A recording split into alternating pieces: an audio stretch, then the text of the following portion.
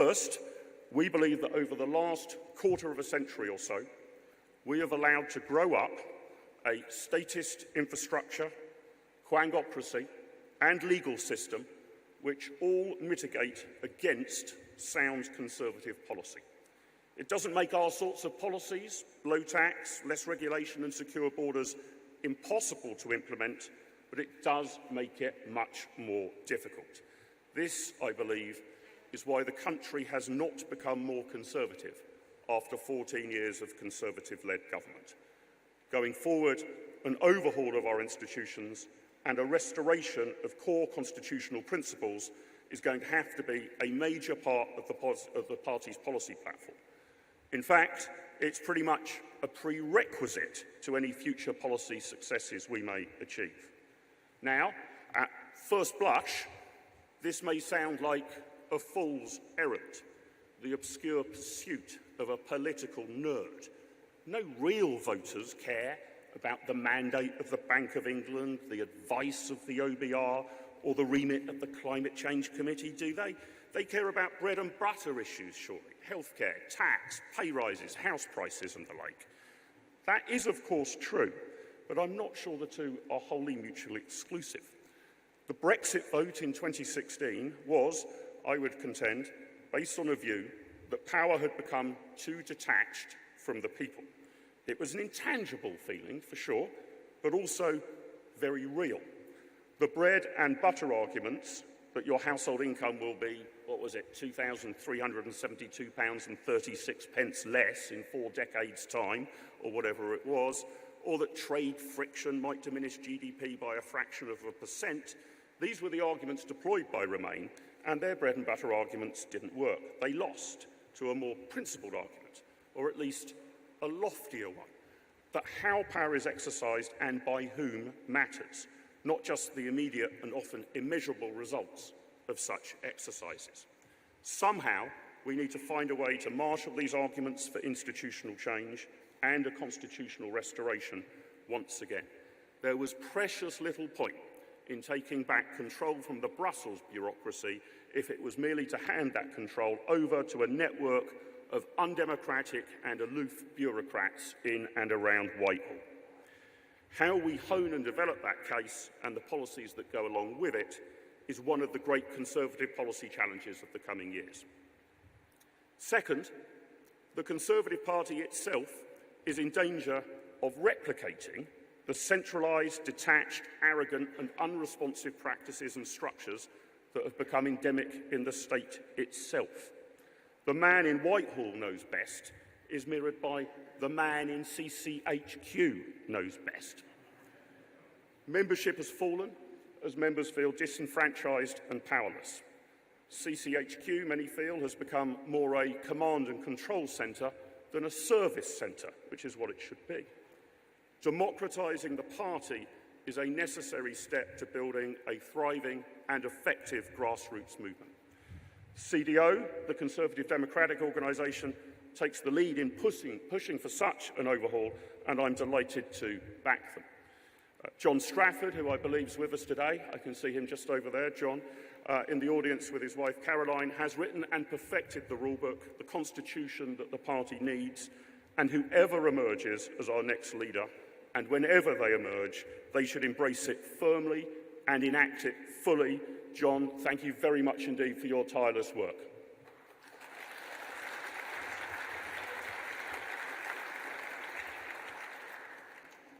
Third, any analysis of our defeat last Thursday needs to pay proper heed to the rise of Reform UK. In very rough and ready terms, vote shares for each of the major parties did not actually change that much as a total national percentage, with one, maybe two, major, massive and glaring exceptions. The dramatic fall-off in the Conservative vote was more or less mirrored by a significant uplift in the Reform vote compared to that of the Brexit Party in 2019. Not exactly, but not far off. Now look, it's far too simple to look at different parties' vote totals and contrive ways to add them together. Parties receive votes, they don't own them. Nevertheless, on one analysis by The Telegraph, Had Reform not run any candidates at all, 80 additional Conservative MPs would have been elected, and that was based on polling suggesting that about 36% of Reform voters would have switched to the Conservatives if they did not have their own candidate to vote for. That, of course, doesn't factor in the possibility that this figure would presumably be much higher if the Conservatives had run on a manifesto which bore greater similarities to that of Reform. That is to say, a manifesto which was unambiguously conservative. We need to be 100% clear about this and the impact on the result. This is not Nigel Farage's fault. It is not the fault of millions who voted for Reform. If the Conservative Party vacates Conservative territory, someone else will come and fill it. Nature abhors a vacuum, politics even more so. It was our fault. So, as we consider the positioning of the Conservative Party going forward, I'm sceptical of some of the suggestions that elections are always won from the centre ground. Insofar as this is true at all, it is only trivially true. In my lifetime, I believe the largest Conservative vote share at a general election was in 1979, when Margaret Thatcher came to power. The most decisive Conservative victories in terms of majorities in Parliament in my lifetime have been 1983, Thatcher, 1987, Thatcher, and 2019, Boris and Brexit. It's not at all obvious to me that these successes were achieved by identifying the pots of gold at the end of the muddled and hazy centrist rainbow and dashing towards them. The true challenge, of course, is to get whatever the centre is to move towards you. An electoral strategy based on charging to a centre ground that is hard to define and may not even really exist is an approach of being so open-minded that you can't keep anything in. Let me finish with a hard-to-reach-for upbeat note after Thursday's result. It was bad, very bad, but not quite as bad as it might have been. The Conservatives came a clear second in vote share, in line with most, but by no means all, national opinion polls. The Conservatives are unambiguously the official opposition to the government. Again, not all polls suggested that outcome was certain. In other words, it's bad. It's very bad, but it's not Canada bad. There's just a little bit of maple syrup to add just a tiny dash of sweetness to a bitter overall result. This means, I'd argue, that as far as the future of centre-right politics in Britain is concerned, the ball starts in the Conservative Party's court. If we can regroup, rethink, and set out a compelling way forward, we are still afforded a serious prospect of electoral recovery and a return to government. We don't have a God-given right to recover, nor to command any given slice of seats or votes, but we do have an opportunity to return to office if we think clearly, act logically, and above all, listen to the electorate, and especially the right of centre electorate, much, much more attentively. It's often said that the darkest hour is just before the dawn. That's not really true, of course. Here in London, the darkest hour is when you get mugged and get your wallet stolen. It's only a good few hours after that that the sun rises. So let's not try to get mugged in the immediate aftermath of this dark hour. Let's appreciate that it may take a while before the sun rises again. But when it does, and it will, let's make sure that Conservatives are ready to lead our great country again. It could be a long few hours before the sun rises again, but let's try and get through the first few minutes of those long, long hours this morning. Thank you very much, and thank you for joining us.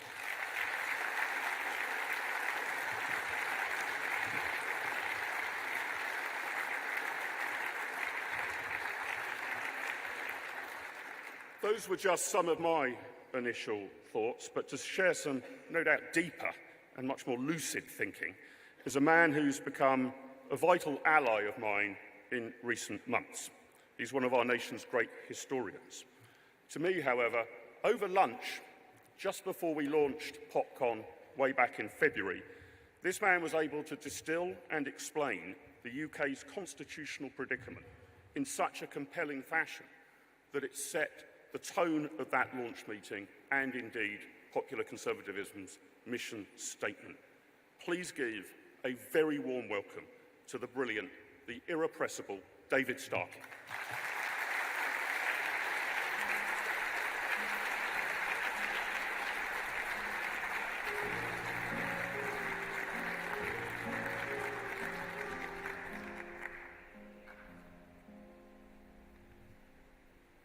Ladies and gentlemen, that was a wonderfully rousing introduction, but I'm afraid it completely failed to give you the essential qualification that I have to stand here.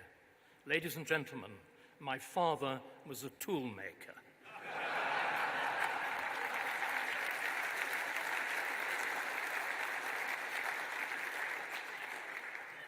My mother, by the way, scrubbed floors. Other people's floors. It were going to play this absurd game of more working class than thou. Oh, by the way, I was born in a 3-bedroom pebble-dashed house. I went to grammar school. I was a scholarship boy. I did not, however, disgrace my school like Starmer by getting only 2 B's and a C's. Right, enough of the nonsense. Let's go back to, can I just say, it's vital to recognize Starmer is not very clever. He's a little bit like a junior Gordon Brown. And like Gordon Brown, he's very thin-skinned. Humor, wit, cleverness, fleetness of foot, needling will get that man. Right. Now, what has happened? Well, again, Annunziata said history. History, we've been here absolutely before.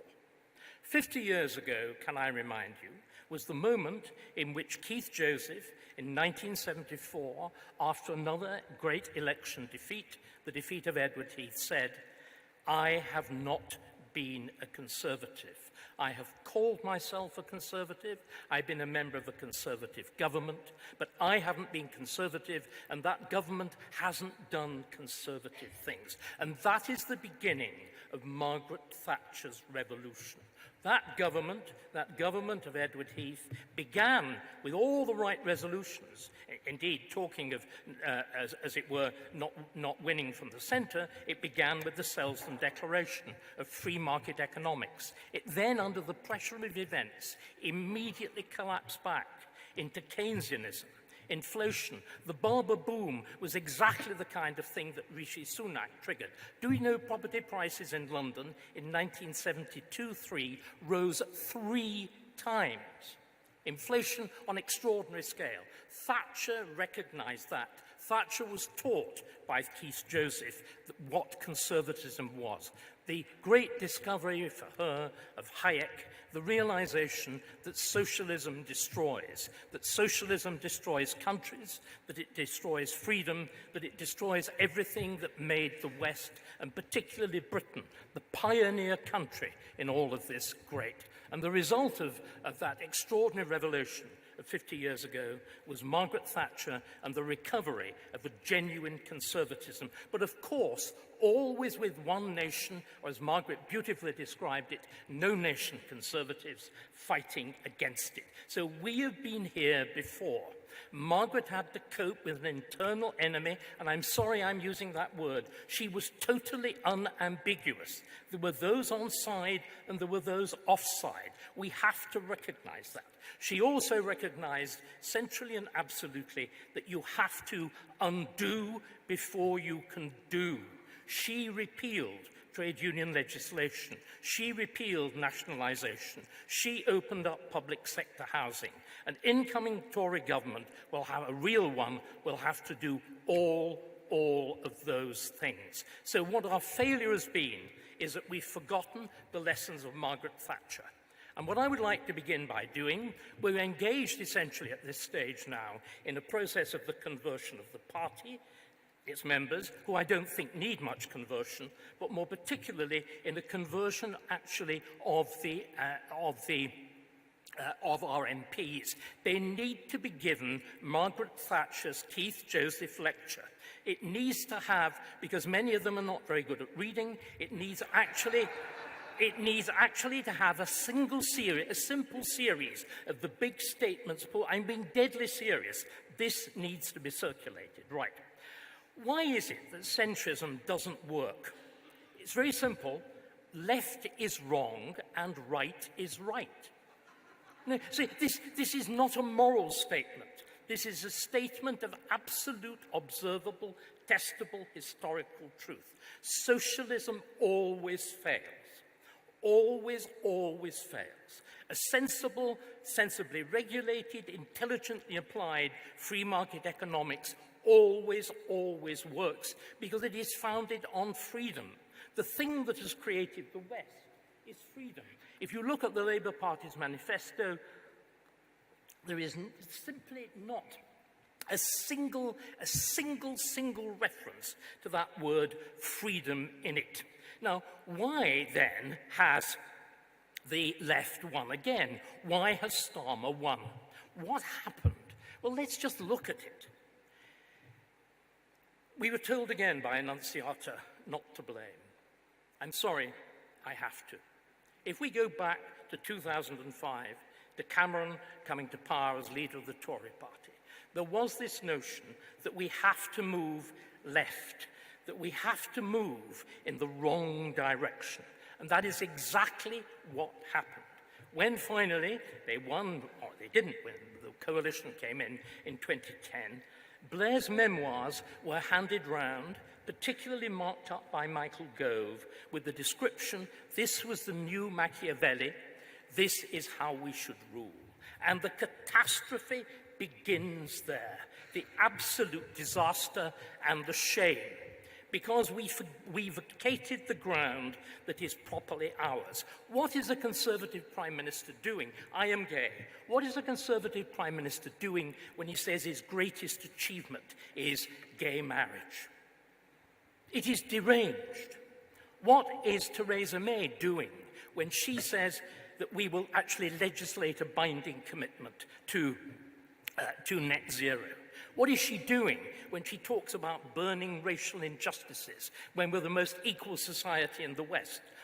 We equal, of course, once because we had actually equality under the law, something, again, that we've forgotten. Because what that acceptance of what Blair did is exactly as Mark referred to before, it involved the destruction of what Margaret Thatcher realized was what had held Britain's greatness together, which is a unique system of parliamentary government which guaranteed, and something quite extraordinary, a continuation between past and present and future, which took its power not from abstract notions of sovereignty, but from the fact that Parliament holds its sovereignty, is sovereign, because it represents everybody. This idea going back to the very end, to the very beginning of parliamentary history, to the 13th century, in which the judges would rule to some sort of recalcitrant little bod somewhere in Yorkshire who said, no, I will not pay my taxes. The judges would say simply, yes, you will, because you're bound by Parliament, as everybody in England is present in Parliament, either in person or by his representative. So the first thing we've got to do, and again, Mark referred to this point brilliantly, we've to educate people. We've a vast, vast task of educating our MPs and of educating the public. We've abandoned this. We've abandoned the public sphere to the left. We have to reclaim it. We have to reclaim it with clear language. Because what has happened with that abandonment of the idea of Parliament at the centre is we have deliberately removed, and Mark, I think, remembered our conversation quite well, but he left out the central point. If you marginalise Parliament in decision-taking, you remove the only body that is directly subject to popular scrutiny. if you have Bank of England setting interest rates, if you have the Supreme Court deciding when Parliament can be dissolved or when it can't, if you had judges determining whether or not we can drill for oil, as the latest extraordinary thing has happened, none of those people are answerable to you. The entire process of government becomes remote, alien. That is why there was that passionate desire for taking back control with Brexit, but it transpired that Brussels wasn't the person that was tying down the great British people, so supreme in freedom, so supreme in the creativity. It wasn't Brussels that was tying us down. It wasn't Brussels that was wrapping us in bonds, if you remember, like the Lilliputians with Gulliver. It was the Quango. It was the disgracefully politicized civil service. It was all of that that was doing it, and we did nothing about it. We connived. We did not repeal. The first thing that a serious incoming Conservative government has to do, quite simply, is to repeal the whole of the legislation of New Labour, the setting up of the Supreme Court, the incorporation of the Human Rights Act, the Equality Act, all have to be repealed. Because again, can we get this quite clear? Human rights sounds lovely and cuddly. The left has perverted language. Human rights are not cuddly because human rights have been perverted. They're now designed to protect minorities against the majority.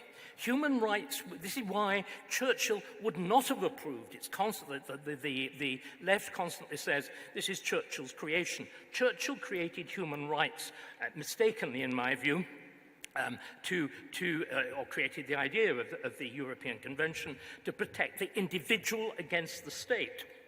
If instead you decide that the purpose of human rights is to protect the minority against the majority, you can only do that by an aggressive state that limits the freedom of the individual, as we see catastrophically with the limits with the attempted limits on the freedom of speech. That absolutely central thing.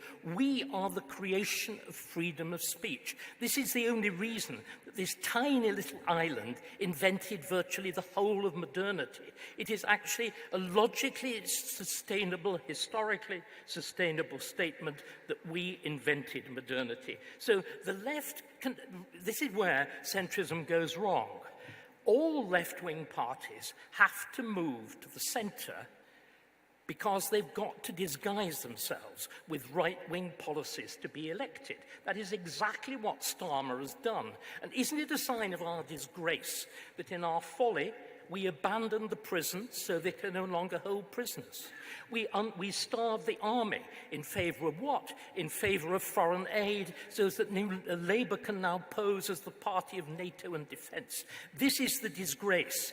And the moment, of course, the right tries to move to the centre and adopts left-wing positions, as we've seen in this election, it is a catastrophe. However, I think there is hope. If my analysis is right, that what we have now is a state in which there's a fairly clear divide. And a divide, interestingly enough, which Starmer himself has actually admitted. Why does Starmer talk so loudly about the public service? It is, and why does he also talk so loudly and misleadingly about his father being a toolmaker?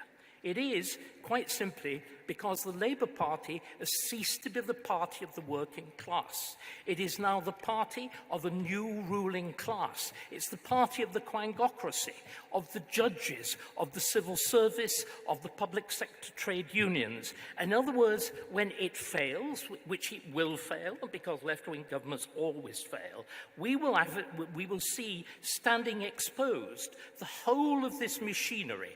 The whole of this machinery that hates one thing, ladies and gentlemen. It hates the people. It hates Parliament. It hates democracy, for the simple reason it is only the people that have actually proved resistant to the absurd doctrines of woke. It is only amongst the people that you will find a clear understanding that women do not have a penis, that chaps do not have a cervix. It is only amongst the people that you will find a clear understanding that once upon a time it was the birthright of an Englishman and even an Englishwoman to speak freely, and from that freedom arose everything that mattered. So what I would like us to do then is to also recognize, because we all need to recognize our failures, Thatcher failed too. Thatcher failed because you couldn't do everything at once. She sorted out the extent to which there had been nationalized industries. She cut back enormously on trade union rights. She began to open up public sector housing. But she left utterly untouched this entire fabric of state institutions. She left untouched the NHS. She left untouched the civil service, the universities, the lot. Of incoming Conservative government has got to recognise that these are the points of attack. These are the points at which we have the soft underbelly of those opposite. And we've got to recognise again, it's a proud thing to say, conservatism speaks for the people. We need to remember that. We need to be absolutely clear about that. I will end with a book which I think I've been constantly referring to it, which describes so many of the problems we face now, 1984. Those of you who are familiar with 1984 will know who the members of the party are. The members of the party are exactly whom you would expect. They are the school teacher, they are the bureaucrat, they are the so-called educated middle class. And outside, there's the great mass of the proles who continue drinking their beer and leading reasonably free lives. They're the people we will depend on. They're the people who voted for reform. They're the people that we've got to reincorporate in the party, but on a very different basis from Farage, a basis that recognises the history of the country, that recognises the history of the Conservative Party, that recognises the history of Parliament and its ability to incorporate and to bind and to do that most wonderful Burkean thing of binding up the generations of past and present and future. The risk is, ladies and gentlemen, we do not want a right, as there is on the other side of the channel, a right which is as radical and as destructive and as dangerous as the left. We are better than that. Never let us forget it.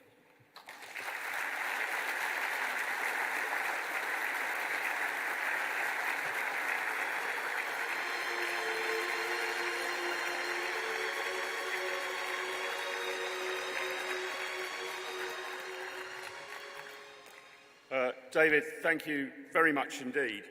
And now from one speaker, David, our last speaker, who, as I mentioned, I owe an awful lot to in recent weeks and months, to our next speaker, who I owe an awful lot to over very many years.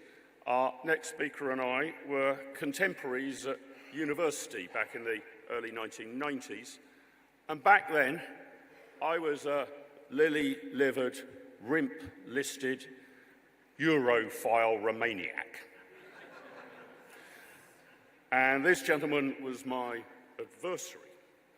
And he, over many years, changed my mind, showing that persistence, logic, and good humour can change people's minds, even mine, even someone as stubborn as I was. And he did. He changed my mind. I saw the light. I became a proud Brexiteer.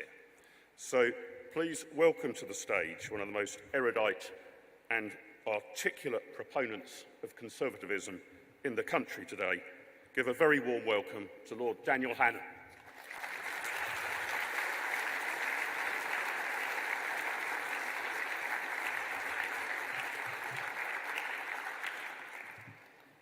This is the midnight.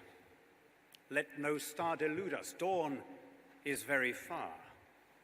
This is the tempest long foretold, slow to make head, but sure to hold.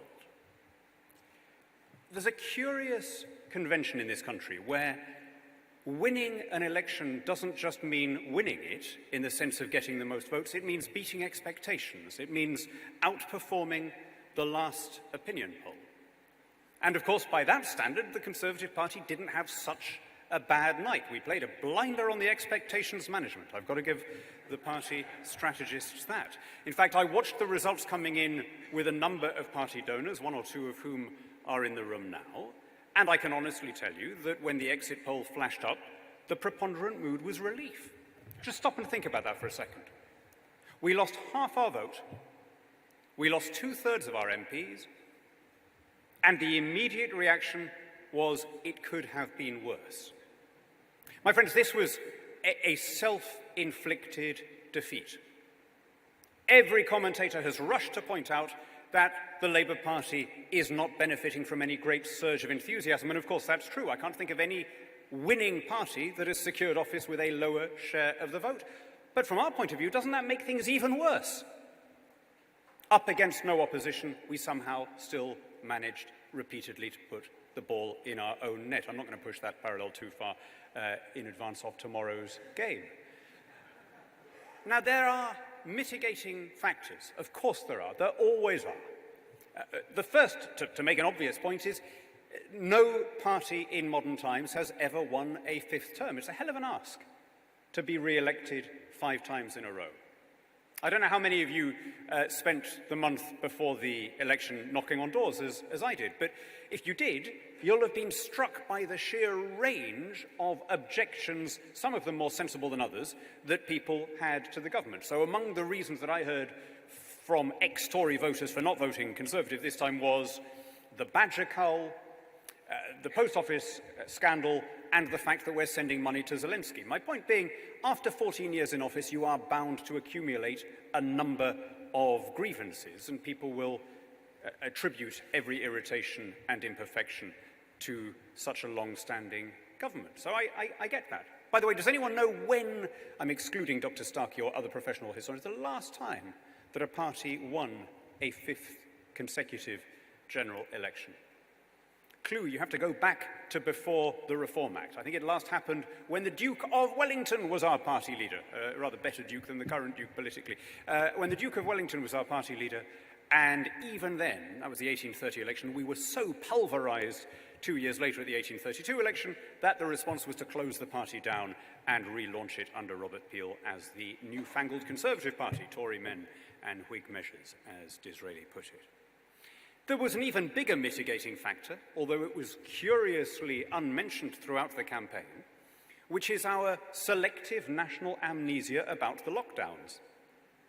Every government on the planet, pretty much, that was in office when the bills came in, suffered electorally. There were one or two which were sly enough to pick the moment during the pandemic crisis and increase their majorities, because at that time, when they were dominating the airwaves, when they were giving their statesman-like bulletins on the health crisis, they were almost unbeatable. So Justin Trudeau in Canada and Jacinda Ardern in New Zealand picked that moment. But it's a different thing when the bills come in. And actually, much of what I heard on doorsteps, and all of you will recognise this if you've been doing any canvassing, was really a complaint about the effects of a lockdown, which the country as a whole not only demanded, but wanted to go further. So people say, why are our taxes going up? Well, why do you think we paid people at home to stay home for 2 years? I mean, what was going to happen? Why have prices gone up? Well, we covered the difference by printing money. Why are NHS waiting lists so high? Well, duh, why do you think, right? I mean, but people do not like to be reminded of this. And therefore, every incumbent government has been in this difficult position. There was a moment in the very first leaders' debate when somebody in the audience raised the issue of NHS waiting lists. Rishi Sunak perfectly validly said, hang on, we've been through this pandemic, but waiting times are much longer in Labour-run Wales than in Conservative-run England, and the audience groaned. Because if you have crammed memory of the lockdown into the remotest corner of your mind, then any politician mentioning the subject comes across as whinging. So I say all this by way of accepting that there were mitigating factors. People don't want, I mean, mathematically, the laws of maths tell me that a lot of the people moaning about the impact of the lockdown must have been in the 71% who wanted to retain it when Boris lifted restrictions in the summer of 2021, let alone the 93% who backed it in the first place. But none of that excuses our unforced errors. None of that explains a defeat on this scale, the single worst result we have ever suffered as a party since that great and underrated man, Sir Robert Peel, established us with the Tamworth Manifesto. We made unforced errors of process and of policy. It was, I think, catastrophic to change two leaders without a general election, almost regardless of the qualities of the people involved. That is always going to come across to the electorate as a cabal of people handing down their choice and saying, you little voters, you will put up with whatever we give you. And we did it twice in 3 months. And our opinion poll standing never recovered. And of course, we made promises that we then didn't keep, above all on immigration. Yes, mitigating factors, there always are. We were in the EU at first, and then we had special schemes for Ukrainians and Hong Kongers and Afghans. But nonetheless, we repeatedly made promises and didn't keep them. Now, where does that leave us? I agree with what Dr. Starkey just said. This government will become unpopular because this immense majority is based on no commensurate sense of public enthusiasm. When Tony Blair came in 97, he brought, in the wake of that huge majority, if you like, a margin of benefit of the doubt. People were prepared to say, look, you've been left a tough situation and we'll trust you. That, if there is anyone arguing that today, they are keeping very quiet.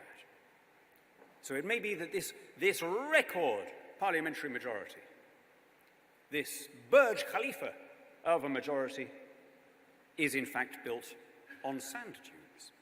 And when things turn tough, people will realize that all of the problems that were there under the previous government remain unaddressed. We are still spending massively more than we can afford as a country, fully 3 years after the end of lockdown and with the financial crisis a distant memory. And I see absolutely no sign of this government being prepared to bring spending even remotely close to where it was in February of 2020 prior to the pandemic.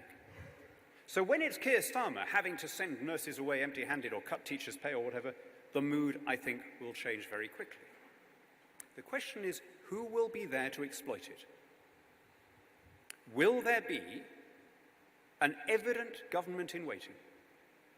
Serious, responsible, offering a coherent programme and able to step in with something better. What can we do to put ourselves in that situation? I have a couple of suggestions. The first may seem very dull, but it's important. You have to fix the plumbing. This campaign, just as a political campaign, was plainly lost by our party and plainly won by the other party. Now, in a way, that's kind of inescapable, right? When you've been in office for a long time, your best minds are going to be running Whitehall departments. The greatest talent in any governing party is going to be doing precisely that, governing, whereas all the best minds in Labour were focused on campaigning and winning. That is part of the seesaw of opposition and government in this country. But we do have to sort that out and we have to prioritise it. I can't remember a campaign when people haven't complained about candidate selection. But this time, I really was struck by how many very good people were not allowed to, well, one or two of whom, again, I see in here, were not allowed to fight winnable seats, and some rather more contestable decisions were made in favour of others. We do need to look at those mechanics. I mean, it would have been nice, wouldn't it, if we'd had a few more people in the party machine advising the PM on the election date rather than betting on it. It was an extraordinary unforced error. It's like that internet meme of the person putting a stick in his own bicycle wheel. We somehow managed to call an election which caught ourselves off guard, but not any of the other parties. And until we have fixed, on a very basic level, the machinery of the party, we don't expect to win the next one. Secondly, I think we need to be statesmanlike, right? By which I mean we should resist the temptation to attack everything that Labour does simply because Labour is doing it. Now, heaven knows there are going to be plenty of things that we do need to attack, from the tax rises that are surely coming to the insane decision to give the vote to people whom in every other context the Labour Party considers to be legally children. The Labour Party has enthusiastically said that if you are under 18 but over 16, you're not allowed to buy a knife or get a tattoo or get a mortgage or have Botox treatment or buy a bottle of wine or leave full-time work, but you should be allowed to vote on whether anybody else can do that. There's going to be plenty of stuff for us to oppose. But let's give them our support if we see them doing things that are basically conservative policy. Most obviously, building more stuff. Right? There's a lot of backlog of building decisions that we have tried to get through. If the Labour Party now tries to do them, we should do it. If, for example, they legalise onshore wind, which is one of the first decisions that they've announced, then our response should not be, oh, terrible, you know, you're putting hideous windmills on beautiful upland areas. It should be, yes, good, but why not extend the logic to fracking and other sources of energy? We should be a constructive opposition, and particularly this is true in the areas where Labour can do things that the Conservative Party can't. A point that Jeremy Hunt made in a very gracious and statesmanlike concession speech, or victory speech in his constituency. Labour is trusted to do things on the NHS. Now, up until now, I've been very sceptical about whether they would do it. Wes Streeting talks about tough decisions. Taking them is a different matter. But it's just possible. Bringing back Alan Milburn, talking about putting the patient over the producer, it's just possible that we may get a move towards a more continental model of healthcare. And if Labour is doing that, we should support and not nitpick. And so on with benefits or pension reform or whatever it is. The big one, I don't need to repeat it all because we just heard it from David Starkey. A large part of what we got wrong and what created the space for reform was not a sort of unpatriotic, wet Tory party not trying. It was the inability of ministers to get things through hostile bureaucrats, quangocrats, and judges on everything from telling us what energy policy we're allowed to always and everywhere opposing every deportation order from the bench. And until we have fixed that, we're always going to find ourselves back where we are. We're in a very strange position where our media and political climate only wants to blame politicians. If civil servants are breaking lockdown rules, it's only of interest, it's only a story if in some way a minister can be said to be involved. Ministers are therefore blamed for decisions, whether it's repeated overturning of the Rwanda scheme, or whether it's failures of procurement, or whether it's people absconding from prisons, that a moment's thought would reveal that the minister doesn't want to happen, but that the entire machine is there to thwart the minister's will. I've been serving, I expect this won't last much longer, but I've been on the Board of Trade, and the extraordinary inertia there, the institutional resistance to lowering trade barriers, even for products that we don't have in this country. You know, we still, do you remember the great tomato shortage of last year when you couldn't get tomatoes apparently on any supermarket shelf? We were still imposing tariffs and quotas on non-EU tomatoes. We don't grow tomatoes in this country, not really. We have a very short season which doesn't clash by a single day with that of our main source countries, and yet we couldn't get a change as simple as that past our officials. Every time I raised it in Parliament, the minister would say, yes, this must happen. And he would say that so that it would be on the record in Hansard so that his officials would act on it. They never did. Why? Well, we'll all have our own theories, but I suspect in the end, the only explanation that works is that they were trying to hold the door open for some kind of customs deal with the EU under Keir Starmer, and they didn't want to diverge in any way from old existing EU trade policy because they thought that that might make things more difficult. If we can put our own house in order, then the question of relations with other parties of the right assumes a secondary importance. The surge in support for reform was primarily a consequence of Tory failure. as indeed most of my Reform friends are loud and keen to tell me. Now, I'm not averse to having any kind of arrangements with anyone who is interested. In fact, in the run-up to the 2015 election, I argued that there should be some kind of pact between the Tories and UKIP, at least in seats where it would make a difference, a little bit like the UUP and the DUP used to do in selected seats in Northern Ireland. Obviously, my advice was not taken. Actually, UKIP in 2015 got a remarkably similar result to the result just secured by Reform. Okay, they didn't get any seats, but in terms of their share of the vote, in terms of the number of places where they came second, it was a comparable result. What happened then? Well, in the 2017 and 2019 elections, the vote of UKIP and then the Brexit Party fell away because we had delivered Brexit. And then we had Boris Johnson as party leader in 2019. In other words, we didn't fret primarily about what relationship to have with another party. We concentrated on doing the right thing, and that issue looked after itself. Now, like I say, I'm perfectly open to any amicable conversations, but all of that is secondary. The primary objective, under whatever leader, under whatever direction, must be to make ourselves the alternative vehicle for government.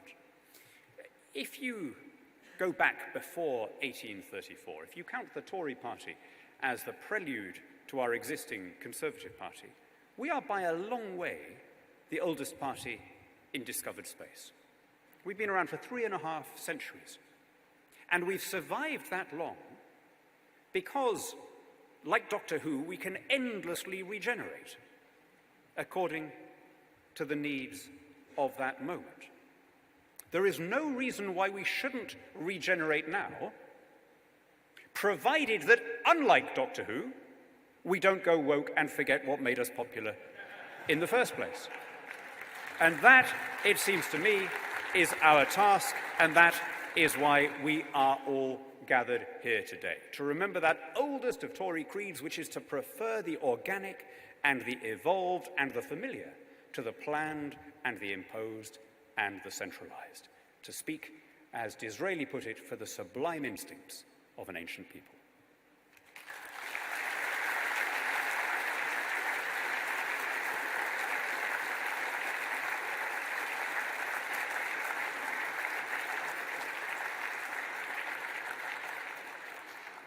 Dan, thank you so very much. I've mentioned in our first two speakers that I owe them a great personal debt to David and Dan, but our next speaker I think we all owe a great debt to. We did finally get Brexit done, and in no short way that was down to the actions, decisions and bravery of our next speaker.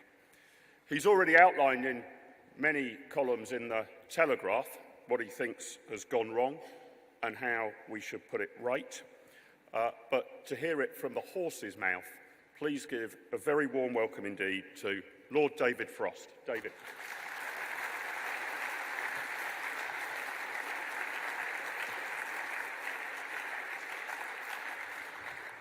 Thank you very much, Mark. Thank you also, Dr. Starkey and Dan Hannan. It's always difficult, I'm afraid, to follow the last exponent of classical rhetorical techniques when you're speaking, and Dan exemplifies those today. My lords, ladies and gentlemen, friends and colleagues, we meet today at a moment of calamity for the Conservative Party. As others have said, we've just had a worst result for over 100 years. We lost over half of our 2019 vote and 2/3 of our seats. And worse, we have to sit and watch while Labour use the levers of government that we failed to use. And I'm afraid we have to accept the painful reality that for the time being, nobody out there is that much interested in what we think. So soon, after the triumph of 2019 and of Brexit, we've fallen a long way. And I personally don't want ever to be in this position again. Now, it's true, it's right to avoid recriminations. It's right to avoid blame. There are many authors for this disaster. But it is also right to be angry about what's happened, for this catastrophe was entirely foreseeable and was indeed foreseen by many. I admit I feel angry myself.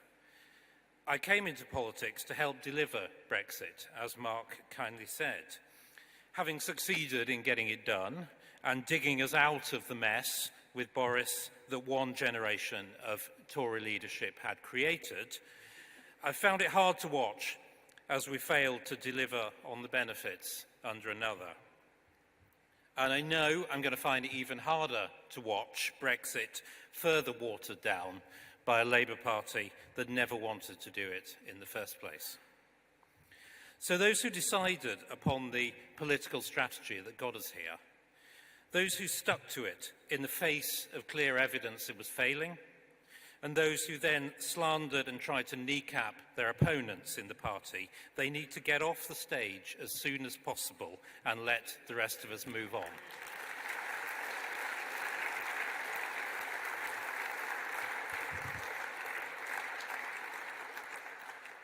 Now, are we learning from this catastrophe? That is, I think, an open question. There is time, but we're already hearing people saying that the problem was that we tilted too far to the right and need to move back to the centre. We're already hearing people saying that the problem was untrammeled neoliberalism and free markets, and we now need a softer economics, more respectful of communities. Really? Which right exactly was this that we have lived through? Which free markets have these been? The ones that push tax and spend? The ones that pushed tax and spend to the highest ever levels, the ones that banned fracking, kept Soviet-style production targets for electric vehicles and boilers, and made our energy prices the highest in Europe, the ones that endlessly deferred to the doctrines of a foreign court rather than fix illegal migration, the ones that brought 1.5 million people into the country in 2 years and 5 million since 2010. I must have missed this right-wing paradise we've been living through.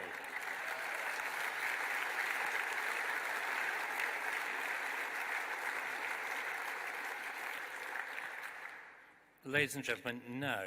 The truth is that on virtually every issue, we have followed the collectivist zeitgeist leftwards, and we left Conservative voters nowhere else to go until, of course, the rise of Nigel Farage and Reform.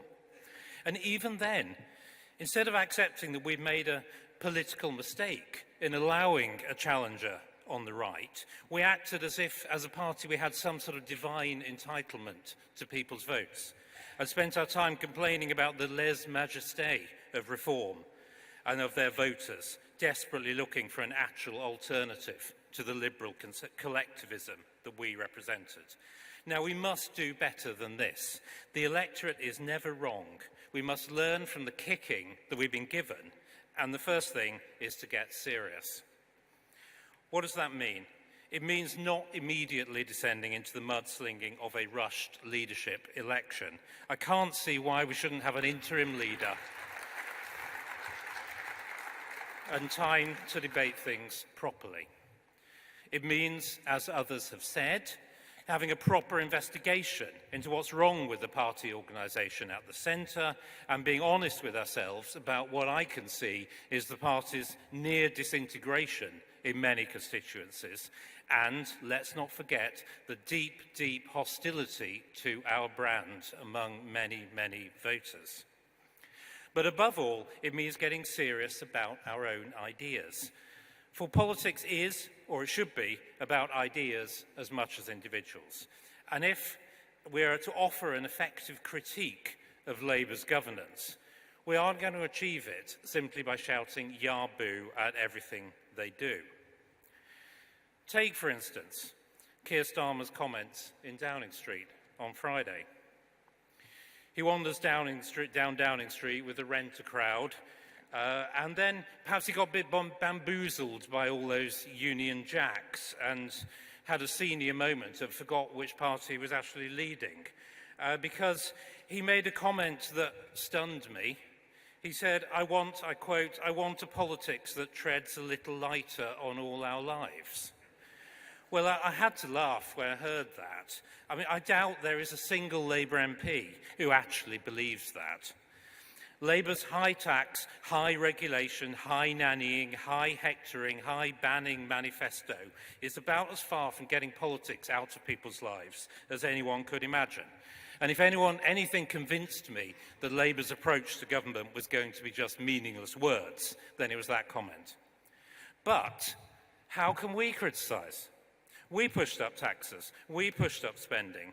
It was us that made pet abduction a criminal offence and banned silent prayer by abortion clinics. It was us who tried to tell landlords which tenants they could rent to and stop them getting their property back unless the government agreed. And we too, after all, were going to ban smoking if we got the chance. So we've got to be serious about ideas. Our attack on Labour, and we absolutely must make it, our attack on Labour's got to be based on a credible set of ideas, a serious alternative proposition for how this country should be governed based on tried and tested Conservative philosophy. Now, that involves much more self-confidence about Conservative ideas than we've shown in recent years. We need to keep on saying that conservatism is the best philosophy, and Dr. Starkey said it well. It's a philosophy that makes people freer and richer wherever it's tried. It's a philosophy to which much of the rest of the world is actually turning once again. But it's a philosophy that we lost sight of in a misguided attempt to modernise, drift left, and be all things to all men.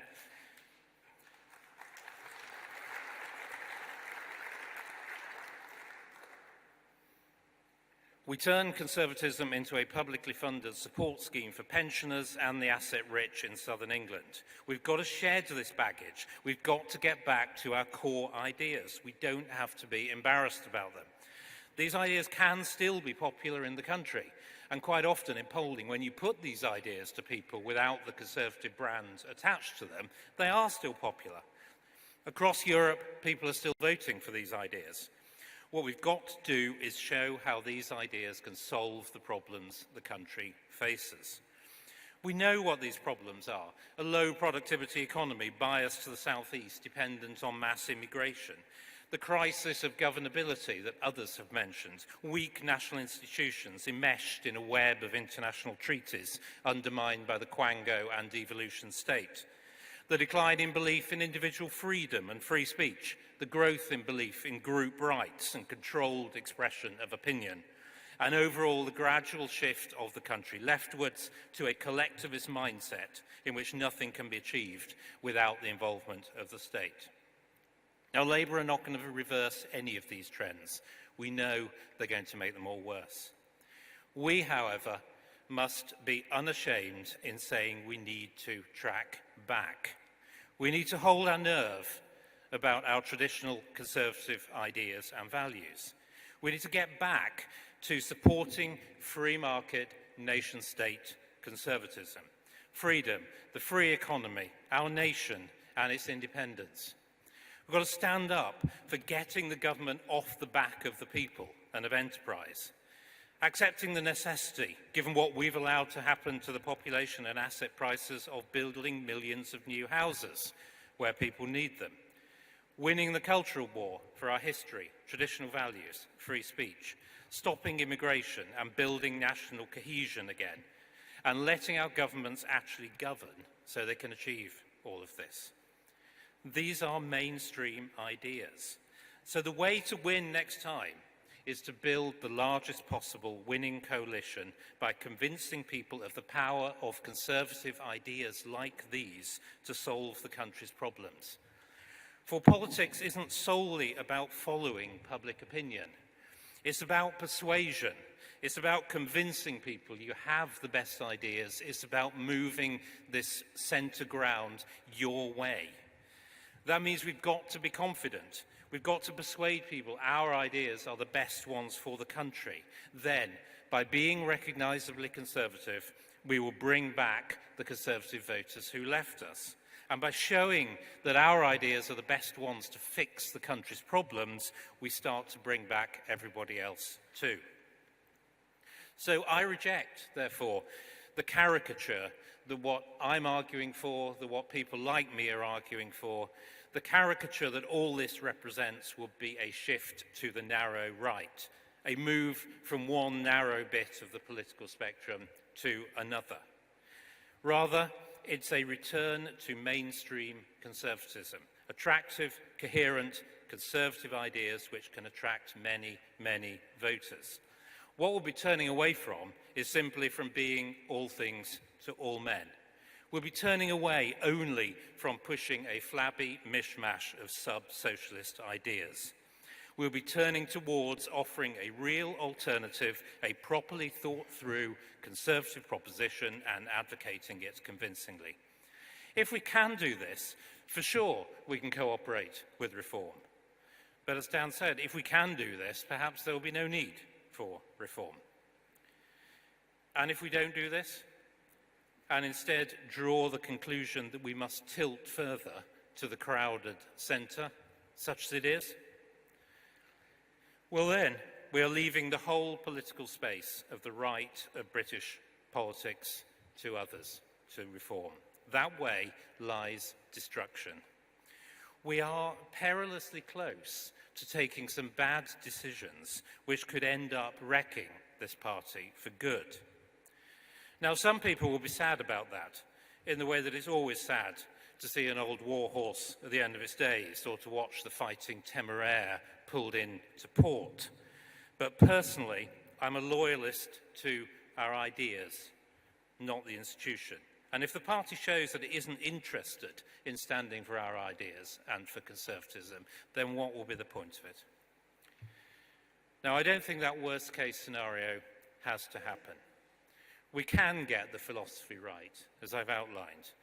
We can get a leader and a leadership team who understand the problem and want to fix it. By 2027, we can, if we work hard, have a single party of the right again, with no competitor to its right, and with a clear philosophy and policies ready to fight an election. That is absolutely doable if we get serious now. As Lady Thatcher said, and I quote, "First you win the argument, then you win the election." There is no shortcut to this. Hold our nerve, keep the faith, and get to work. Thank you very much.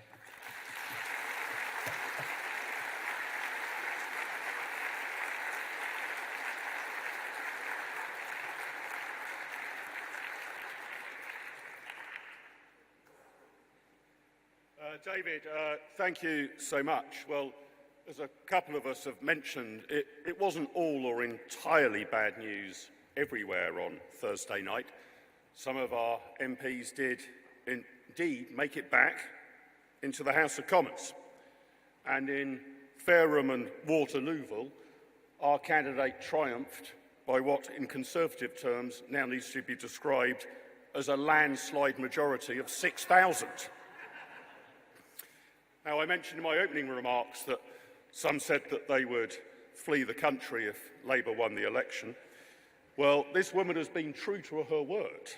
No sooner had the votes been counted and she had to head off to a conference in Washington, D.C. Albeit fleetingly, I know she'll be back with us soon. So she can't join us in person, but I was able to catch up with her via a video link late last night. So she won't be able to hear you, well, unless she has Doctor Who's TARDIS. She won't be able to hear you, but for the sake of the tape, please say a big hello, congratulations, and a very warm welcome to this conference to our former Home Secretary, Suella Braverman. Mark, thank you so much for that warm welcome, and it is fantastic to be with Popcorn today, albeit virtually. This is not Big Brother is watching you, this is Suella Braverman beaming in from DC. And I've got to say, it's a pretty hot DC. There is a heat wave currently engulfing Washington, DC right now. And I have to say, I'm pretty happy to have gotten out of the UK and our brilliant summer weather of torrential rain. Is that it for summer now, do you reckon? Is that summer? I think summer is pretty much over. Very, very pleased to join you and to have emerged from the battle royale of last week's general election. I want to put on record my huge thanks to everyone at Popcorn, everyone in the room, for your steadfast support for our great party. Listen, these are dark days for us. We've just had a devastating result. We've lost a lot of good MPs, a lot of good Conservatives, and I know how hard many of you will have worked over the last 6 weeks of this campaign. It was challenging, it was grueling, it was brutal, and we have to now face the facts as to why we ended up in this situation and, importantly, what we do about it to move forward. And I know Popcorn is going to play a pivotal role in the renaissance of our Conservative Party, because boy, does the country need it. Labour has installed itself and will start its job of dismantling the structures that have enabled prosperity, that are the foundation of our law and order and the things that we cherish in this country to make our country great. And we need to be an effective opposition. We need to expose the dangers and the damage that they will be doing.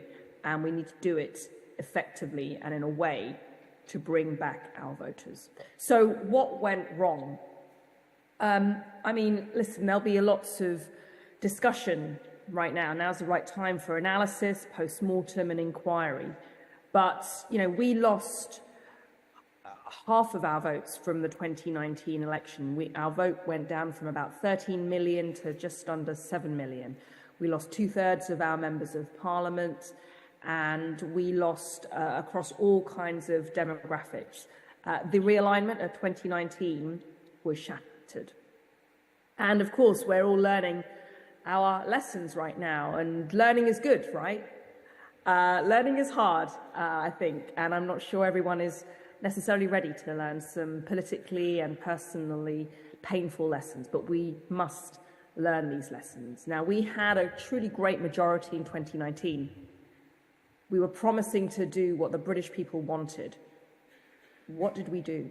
We were going to use our Brexit freedoms. I campaigned for Brexit. I voted against Theresa May's deal to ensure we had a proper Brexit. But we were going to use our Brexit freedoms to stop the waves of illegal migrants landing on our shores. We were going to cut taxes. We were going to lower overall legal migration. We were going to stop the lunatic woke virus working its way through the British state. The harsh reality, this is the lesson we all need to learn and face up to, is that we did none of that. And then we tried sometimes, when campaigning, to pretend that we had done it. Because, what we mostly did after 2022, when Rishi Sunak was Prime Minister, was to roll out a programme that our new Labour government today could quite happily adopt, and probably will, on migration, on taxation, on the size of the state, on issues to do with politically correct nonsense in the public sector and indeed the corporate private sector. There were farcical gimmicks like proposed smoking bans applied to people depending on what year you were born. There was more and more regulation that we were passing on businesses, on housing and development. There was nonsense like letting criminals out early and scrapping shorter sentences for lower level crime, undermining confidence in our criminal justice system, letting down victims and demoralising the police, something I, together with colleagues, fought back against from the backbenches. Were there to be new homes to solve the housing crisis and to empower young people and to ensure that we could empower people to start a family, to settle down, to move forward with their lives? No. We talked big, we produced policy paper after policy paper, but when it came down to it, we did nothing of significance on house building. And what we also particularly didn't do was mention the war but we didn't mention immigration. We didn't want to talk about immigration. We didn't want to see immigration. But immigration spiraled out of control. And we failed and refused to tackle head-on the discussion about the role of out-of-control population growth in one very small place and the pressure that has put on pushing asset inflation sky high, on putting pressure on our public resources and our services, and on our cultural and national identity. Didn't want to talk about it, didn't want to look at it. And as a result, people felt very angry and very betrayed with our track record. So, to my mind, that's a diagnosis of what went wrong. And in a nutshell, that can be summed up as we did not do what we promised to do. People saw it. There was no getting away from the fact that we failed on our promises, and people voted accordingly at the ballot box. And, you know, the level of catastrophe really was aggravated by the fact that reform emerged on the political landscape as a phenomenon. Now, to my mind, the reform phenomenon was entirely predictable and avoidable, and all our own fault. It's no good denigrating reform voters. It's no good smearing the Reform Party. It's no good comparing reform rallies to the rallies of Nuremberg. That's not going to work. Criticising people for voting reform is a fundamental error to make. Historically, in British politics, we have had the monopoly on the right-wing vote. That's one of the reasons why we've been so successful politically. The left, by contrast, for the last 100 years, has been split. Left-wing voters have had a choice of party to go for. And we, by contrast, have had the luxury of a monopoly, but no longer. And that is why the Reform Party presents an existential threat to us electorally. To my mind, if there's any chance of our renewal or success, we have to accept the simple basic truth that the Reform Party has taken many of our traditional lifelong voters. They are now their voters, and we need to do everything we can to win them back. There is space in British politics for only one Conservative Party, and at the moment, our place in that spectrum is under serious threat. So, what do we have to do to revive our fortunes? Well, I think there are three basic themes that we need to keep in mind. First of all, we need to restore trust, not just with the electorate, but actually within our own party. The integrity of the Conservative Party has broken down. For too long, grassroots members have been sidelined, disenfranchised, and treated pretty badly, to be honest. It was members who chose an election-winning Prime Minister in the form of Boris Johnson that led us to our success in 2019. And yet it was MPs who ousted him and replaced him with their choice of candidate. Rishi Sunak, installed by MPs, led us to our greatest defeat. This was really a way of robbing members of their right, of their voice, of their say. It cannot be allowed to happen again. In this election campaign, we saw associations, hard-working members on the ground who knew their communities best, be totally ignored and disrespected, and have inappropriate and, frankly, unsuitable candidates parachuted in because they were friends of those within the leadership, because they had worked at Number 10, because they were allies of those in power. A total undermining of democracy in our party. And we've seen many of those candidates go on to lose what were previously safe seats.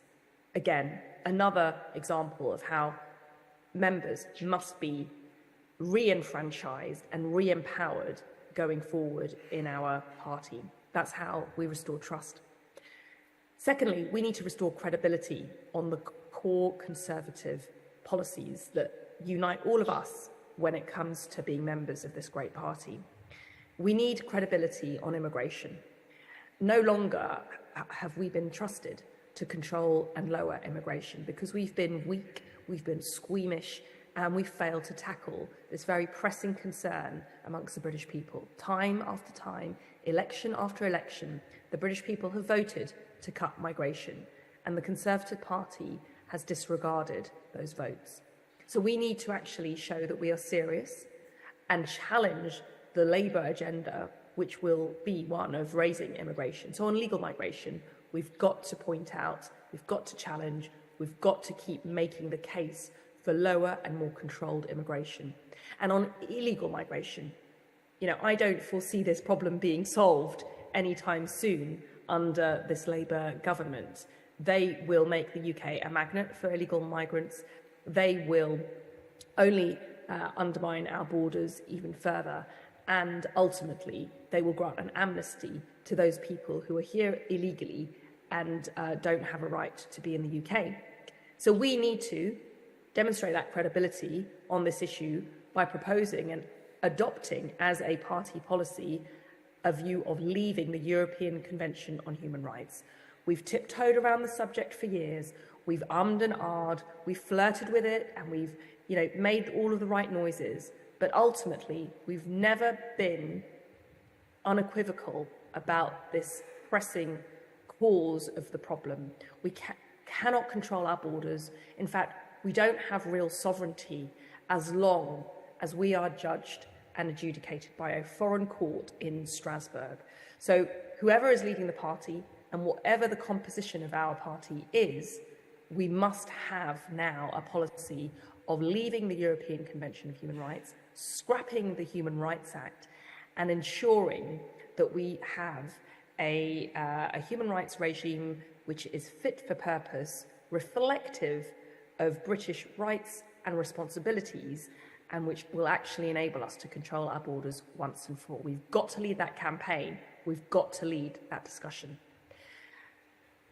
And then lastly, what we need to restore hope. And I think this was something that was quite dispiriting throughout the campaign. The more that the Conservative Party seemed to mimic the Labour Party, it's also very difficult for voters to distinguish between the Conservatives and Labour on these issues like immigration, taxation, politically correct policies within the public sector. We were mimicking Labour. It was hard to distinguish the two parties. But fundamentally, we failed to give people inspiration, passion for our party, and hope. And so I believe we need to be the party that says that we are unapologetically patriotic, that we are the party that stands for duty, for service, the party that stands for the bonds of loyalty that have tied our society together and made us into a cohesive, organic unit. We are the party that stands for, ultimately, the true conservatism. And what I mean by that is a conservatism which says to people, we are the party of aspiration, but ultimately, that we are also the champions of family, the party of duty, of love of our country, service to our people, respect for all, community, traditional culture specific to our nation, the party of home.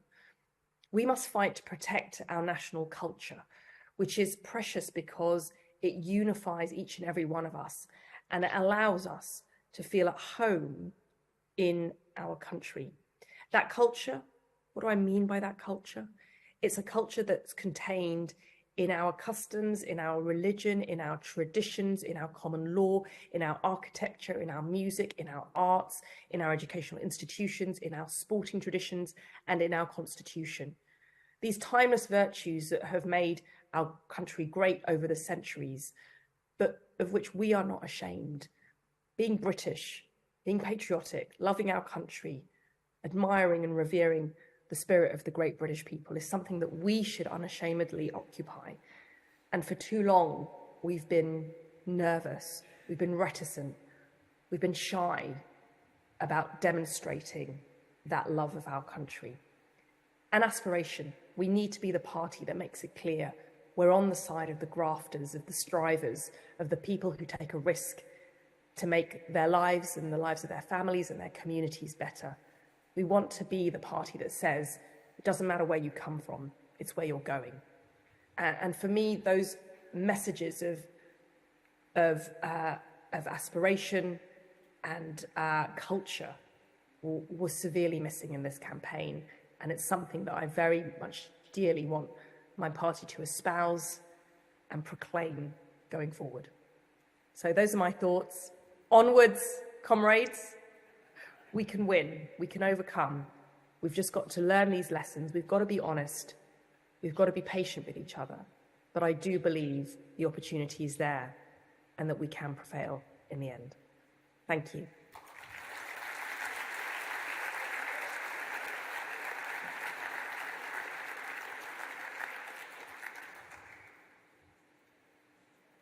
Thank you to Suella for recording that from across the Atlantic. Now, as we've pointed out, there's been a good number of victories, but many more losses, sadly, at the election on Thursday night. We only retained a third of the seats that we were defending. And although I hated to see all those losses, there was one that I think stood out for me somewhat, and I was really sorry to lose. And it does mean that our next speaker, sadly, no longer has the initials MP after his name. But there is an upside. He is such a national Conservative treasure that I know he will be a crucial public figure in putting forward the case for true conservatism in the days, weeks, months and years to come. So please give a very, very warm welcome to the stage to Sir Jacob Rees-Mogg.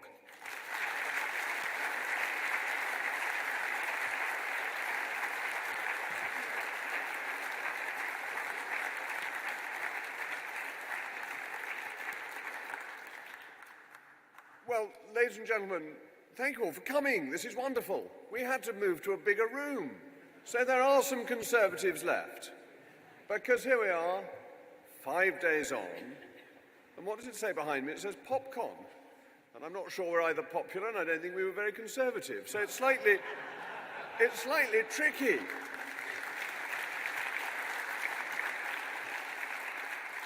To have a conference under that name so soon. There's that great quip of Clement Attlee when he says to one of his ministers, a period of silence on your part would be welcome. And I have a feeling there may be people thinking that now, that a period of silence from us may be welcome.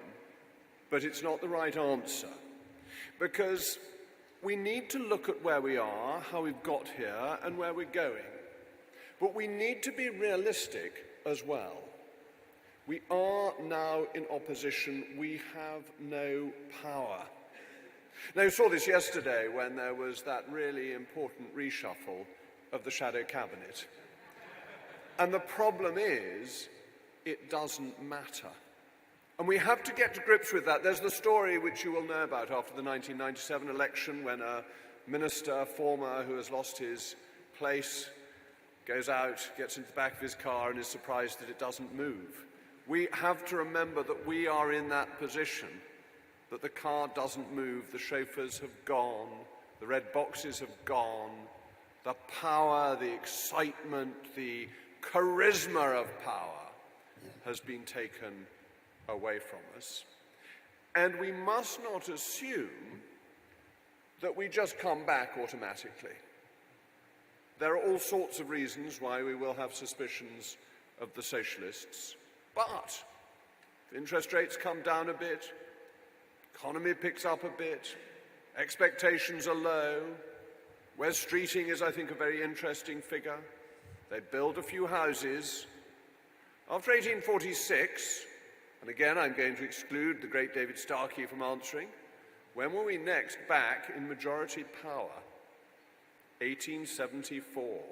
28 years. But don't worry, because in 28 years' time, I'll be about the same age as Joe Biden, and if the country, calls upon me to serve, I should be only delighted to do so, and I'll probably still know my way around Somerset. So what we need at this stage, in my view, is humility but not despair. Because there is a strength in conservatism, as you've been hearing from the earlier speakers. Dr. Starkey didn't quite quote Margaret Thatcher, but he almost did when she said, "The facts of life are conservative." And that's something we should always remember. It's why ultimately the left moves to the centre, and we then get tempted by that when we've lost elections, and it is a mistake. And even for our failings, even for the inability to deliver what we believed in, 7 million people still voted Conservative, and the broader Conservative family won 11 million votes. So that's not too bad. And yes, I include reform as the broader Conservative family. And sometimes families have their differences. But we need to reunite that Tory family and recognise that conservatism is more popular than the Conservative and Unionist Party. So we must think about what we can do. And there are three things. The easiest is that the job of the opposition is to oppose. And actually, having had to defend over the last few weeks some things that I thought were pretty ropey on doorsteps, opposition has its upside. It's quite easy. I went to Mass on Sunday morning, as you would expect. And as I was driving to Keynsham, there was a road, a small lane, where a whole load of rubbish had been tipped. It looked as if it had been tipped out of somebody's dustbin bags. And I thought, that's not my problem anymore. That's the problem of the government. They've got to clear it up. Opposing is something we should not be leery of in the right circumstances. But that is responding to events. There are also things we can do that are under our control. And most of what we should do is learning from history, because we are the Conservative Party. We believe in the history of our party, our nation, and of our families. And how pleased I was to hear Suella say that we need to put the family at the heart of any reinvigoration of the Conservative Party. We should not be ashamed to be pro-family. But what we can do, what is under our control, and learning from our history first of all, is the party structure. And we invented the idea of popular democratic activity after an election defeat in 1880.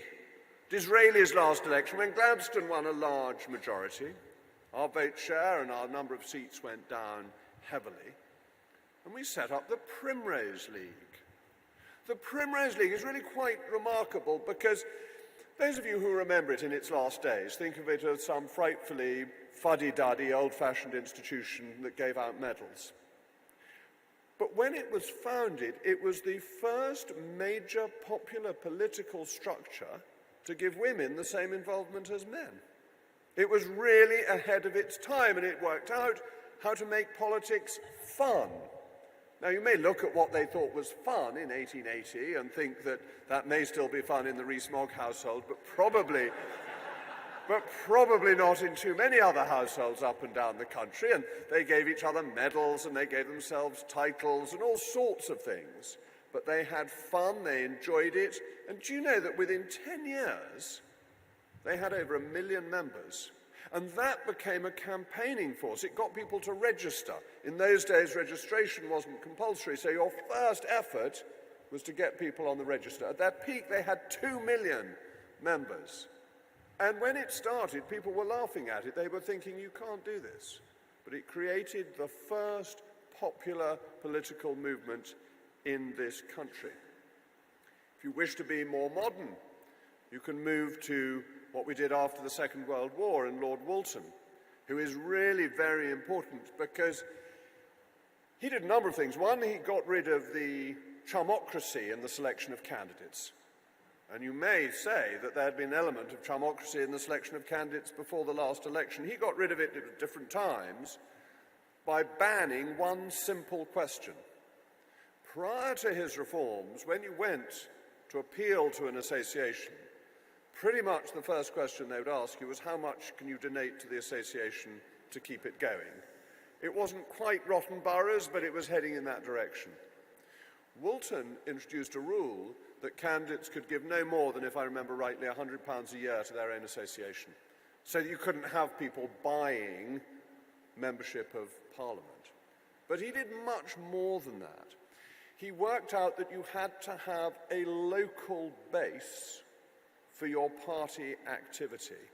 And I imagine all of you here know the local base in your own area and have seen it decline in recent years. Can I thank you for what you continue to do for your local base, because it is still fundamental where it exists. But by 1950, Lord Woolton ensured there were 527 out of the 542 seats in England and Wales that had agents.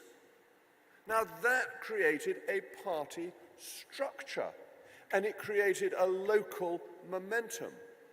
Do you know, in 2 months in 1948, he recruited 1,049,000 members by getting a structure and getting it to work and making localism happen. And that gave us the ability to campaign locally. It was also enjoyable, but it had a second string to its bow, something that still exists. Indeed, I used to belong to it many years ago with quite interesting other people. The CPC, the Conservative Political Centre. Why? Because the centre took the opinions of the association seriously. And when they sent in their thoughts and their views about how we should be governed and what policy should be, they were thought of highly in central office. So you had a local structure and you had a central office that minded about the localities. And as I said, it was fun. The Young Conservatives became a glorified marriage bureau in many ways. People enjoyed being involved with the party. We need to do something like this again. We need a party that people want to join, want to be involved with. And not the 1997 reforms which failed because they centralised, though they gave us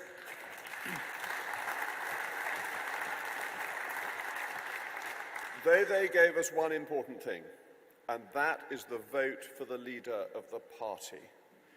Now, if any of you belong to Conservative associations, bear in mind that rule can only be changed if Conservative association chairmen agree to it. Do you want me to tell you how hanging, drawing and quartering takes place? Because that's what you should do to your association chairman if he even thinks, or she thinks, of voting to take away your vote. Democracy must never be rolled back. And the idea that the MPs are so wise and know better than our members, well, look who they gave us and look who the members gave us. I'm with the members every time.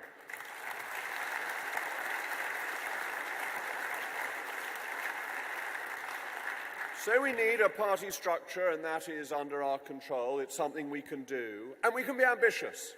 No one thought Woolton could do it. Nobody thought the Primrose League would do it. No one thinks you can create a modern mass movement nowadays. Oh, yes, you can. You just need to work out how and get on with it and have some effort, some spirit, and some work. But we need policy too. And we worked out policy again, 45 to 51, and as we've heard before, after 75. 45 to 51, it was Rab Butler. He came up with policies that made conservatism acceptable in an essentially socialist Britain, which was quite a clever thing to do. It wasn't red-blooded conservatism, but it had some greater freedoms than the socialists were willing to allow. Keith Joseph, we know, is so fundamentally important in what Margaret Thatcher went on to do, and in knowing what the principles were, what underpinned what we believed in, then became the detailed policies which could then be implemented. And this is where opposition is, in a funny way, refreshing, because government makes it very hard to think through, work through, implement new policies, because the minister is always being rushed off to some grand event. I mean, you see this with the poor Prime Minister immediately. He's straight off to the NATO summit. This makes it very hard to get on with deciding what policy should actually be when there are so many pressing and important distractions. But the policies we evolve must be based on our principles. And what are Conservative principles? Well, we back the individual first. The individual before the state. We oppose the large state. We do not think the interests of the collective justify destroying an individual. That is crucial. We believe in the family. We believe that there is a tension between the family and the state, and that the state seeks to accrete power to itself, and the family is a bulwark against that. So we believe in the individual, the family, we believe in liberty. We believe, and this could have been said, was said at meetings of the Primrose League, that we believe in our Constitution. And our Constitution has been ravaged, and Brexit begins to give us the ability to put it right, but it's not an ability we have used whilst we were in government. And what is our Constitution? Well, it's the rule of law. When I say the rule of law, it's the rule of the common law. A common law that has evolved since the reign of Henry II and underpins all our other freedoms. Our Constitution is based on freedom of speech within the common law, because that protects you from the corruption of bad lawyers or malevolent politicians. It's democracy. We need to be able to remove people.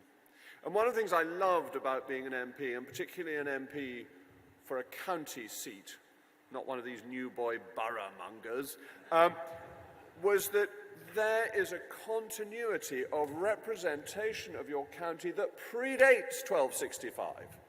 That's when the boroughs came in. It's not when Parliament was established. The King had called Knights of the Shires before, and they came to represent their communities and seek redress of grievance. That antiquity of the origins of our democracy, and yes, look, it's not referendums all the time, but it brings the political nation close to the people. That is of such antiquity. It's fundamental to our Constitution. And of course, the rights of property, which we were trampling over at the end of the last Conservative government, which was deeply shameful, and I opposed every effort to trample on the rights of property and entering into free contract.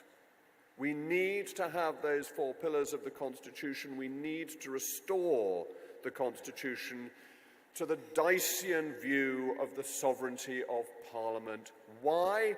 Not because MPs and peers are great people, though they are, wonderful people, but because they represent you and me, ladies and gentlemen. They are there to ensure we are properly governed.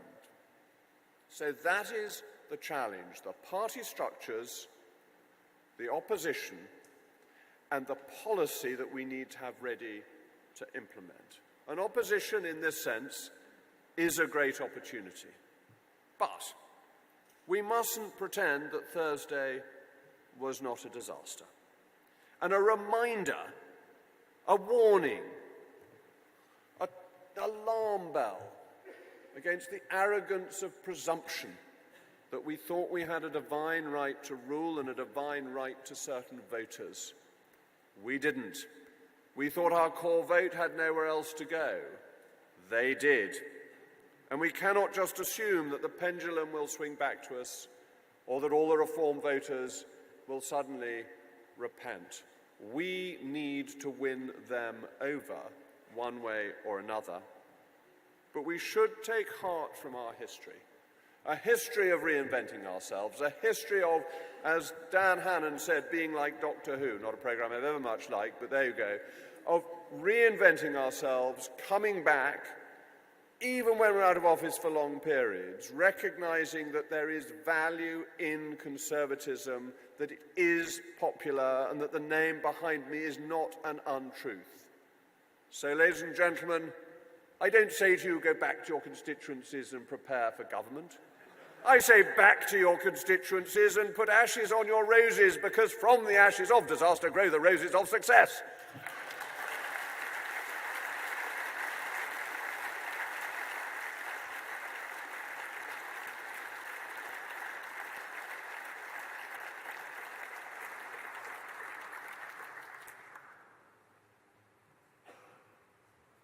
I'm getting very worried by the number of Doctor Who references, especially as a very large proportion of the electorate seemed absolutely determined to exterminate us last Thursday. We heard a little bit from Jacob there about structures that the party might need, and we've heard a lot about ideas and policy. But to consider the transformation of the party itself and how it should operate, I'm delighted to introduce our last speaker before we go to our panel discussion. A former member of the European Parliament, which means he knows inside the mind of Nigel Farage. True 18 certificate imagery there. He has become, our next speaker, a leading voice for the grassroots of the Conservative Party, and as chairman of CDO, a key proponent of party reform. Please give a very warm welcome to David Campbell-Bannerman. David.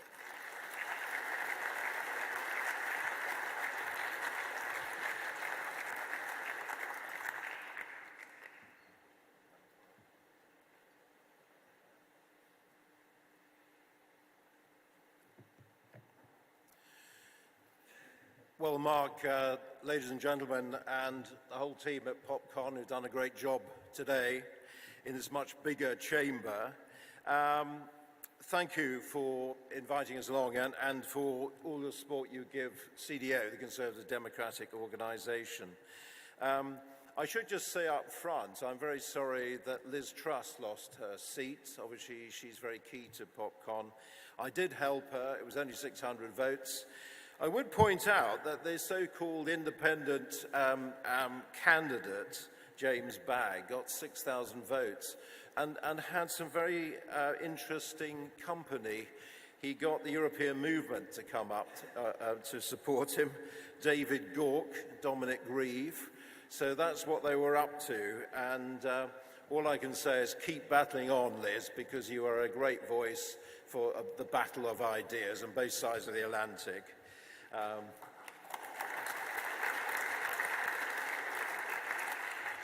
And also to Jacob, obviously, who's another great loss, but obviously he's got multiple platforms, including GB News, and he'll be back. Now, funny enough, this election has referred a lot to 1906, and I'm rather conflicted over 1906 because a certain Sir Henry Campbell-Bannerman won for the Liberals.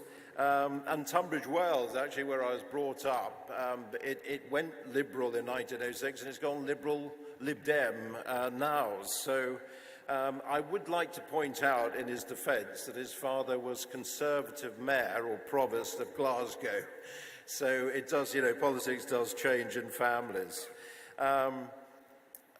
We've touched on it here. It was a terrible result. I call it a Conservative Chernobyl.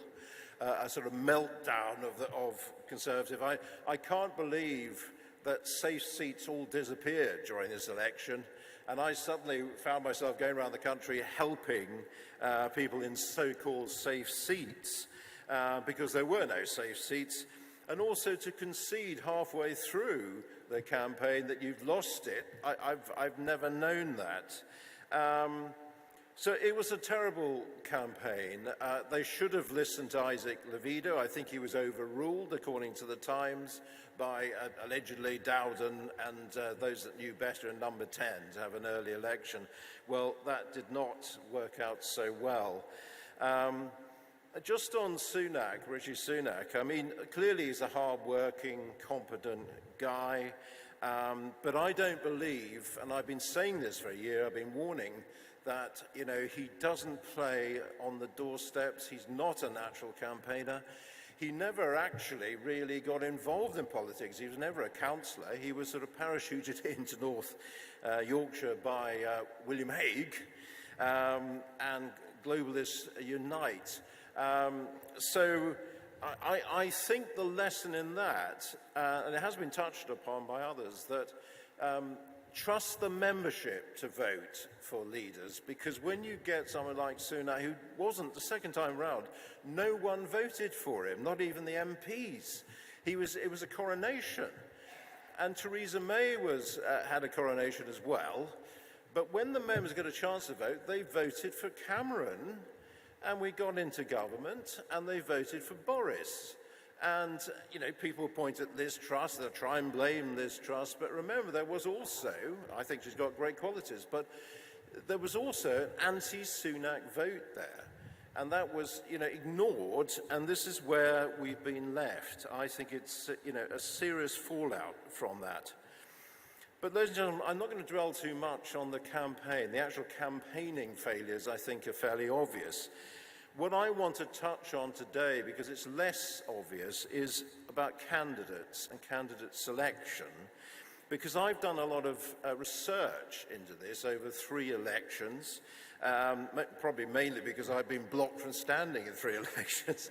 But I mean, look, you know, I was lucky enough to be elected twice in the European Parliament.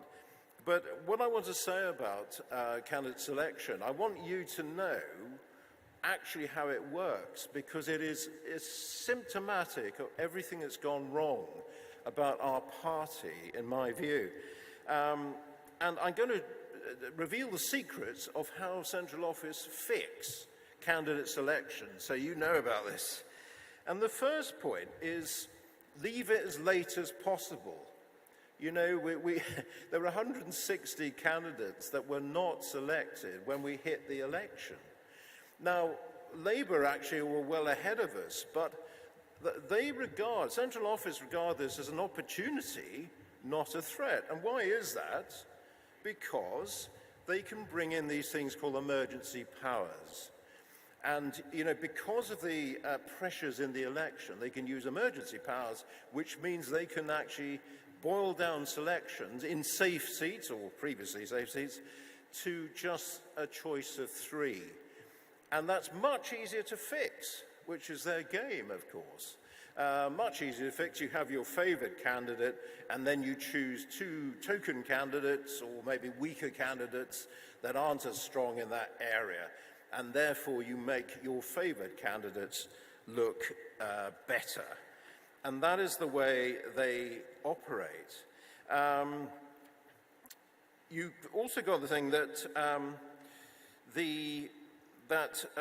they insist on the sift of CVs taking place in central office. Now, well, surely associations can do it themselves with a bit of oversight around the country, but no, they have to all traipse into central office and form an orderly queue, and you know, this is required. And why is that? Because then they can influence this sift. They often have their own pile of CVs that they favour, and they push those forward in this sift.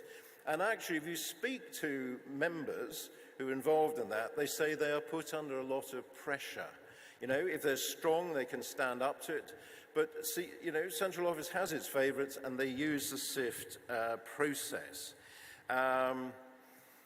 But they've got you, actually, they've got you, because at the end of the day, thanks to Tony Blair and changing the law about elections, the nominating officer of the Conservative Party has ultimate power. You cannot be a Conservative candidate without the say-so of the nominating officer, and you can't call yourself Conservative candidate, you can't use a logo, you can't use a description, so you cannot be a Conservative candidate. And what this means, and there's a case, you know, Dan Hannan, and I'm so pleased he's in the Lords, he's a wonderful speaker and has done so much for Brexit, but he was in the running for Aldershot in 2017. This has been going on a long time. And if you remember, the Times reported on this, that the Aldershot Association was in central office saying, we want Dan Hannan. And they said, no, you can't have him. And they stopped it.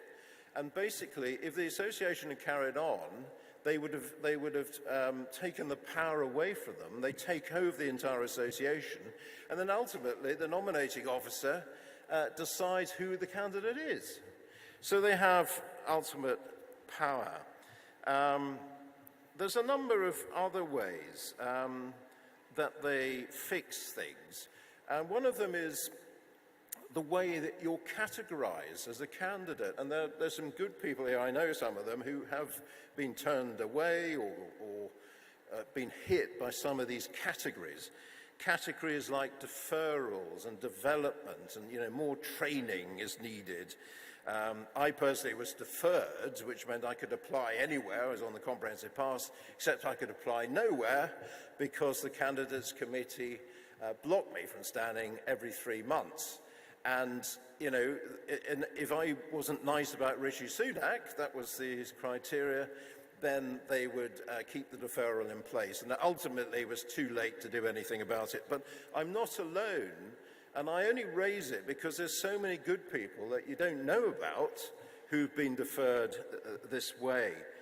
And this is a cop-out. All this, why do people need all this training? I mean, I'm sure it, central office probably actually gets a big budget for training all these people. But, my local chairman of my local association, former chairman, he was blocked from standing because they wanted him to do lots more training. Well, he's run an association, he's raised tens of thousands with the association, he's become a councillor. How much training does he need? But this is all part of fixing things. And some very good candidates have been stopped. But again, this is about fixing. Why is it? Because they don't want good candidates getting in the way of those they prefer. They use all these devices to stop people getting in the way because the last thing they want is a good local candidate or, someone that can match their preferred choice. And I'm afraid the reality is that the selection procedure is corrupt. I don't use that word lightly, it is corrupt.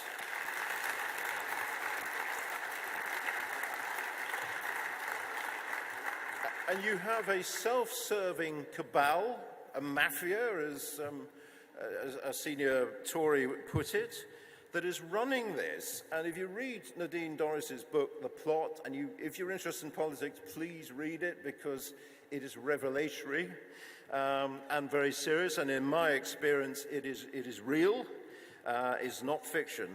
This is very, very serious. So, ladies and gentlemen, that was a focus on candidate selection, which in this election became, very serious, including the excellent Lord Frost, was caught up in this. And the point is, that is unacceptable. So what are we going to do about it? So I'm just going to finish by giving you what CDO is putting forward about party reform. And we call it the 7 steps.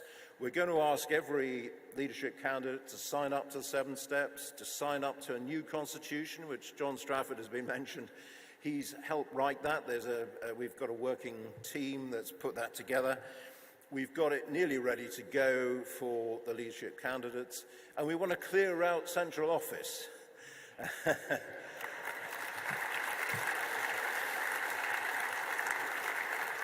We have a plan. They stopped mentioning the plan. Well, we've got a plan. So, ladies and gentlemen, the 7 steps, very briefly. Firstly, we want an elected party chairman. Now, why do you have an elected party chairman? Because an elected party chairman will represent you, Conservatives, to the leader, not the leader to you, not be a patsy to the leader. And this is very relevant because in 2017, I asked Patrick McLaughlin, the former chairman, I said, is it true you weren't consulted about the general election being called by Theresa May? And he said, yep, that is true. And he said, well, he said to the Prime Minister, had you consulted me, I would advise you not to do it. And he would have been right. But that is how low the esteem is from someone who's just a patsy of the Prime Minister. But if they're an elected leader, or elected chairman, then they have a lot more power and stature. And we want we want an AGM, we want annual meetings, and we want the head of candidates to be elected as well, to present a report about candidates. and how they're getting on. And if they're not good enough, then fire them. So electing is important. The second point, party constitution. We want one member, one vote through this AGM. I think that's very important, and you can amend the constitution with a 60% majority. Third point, which is what we've been touching on, constituency associations should have the rights to determine who their candidates are.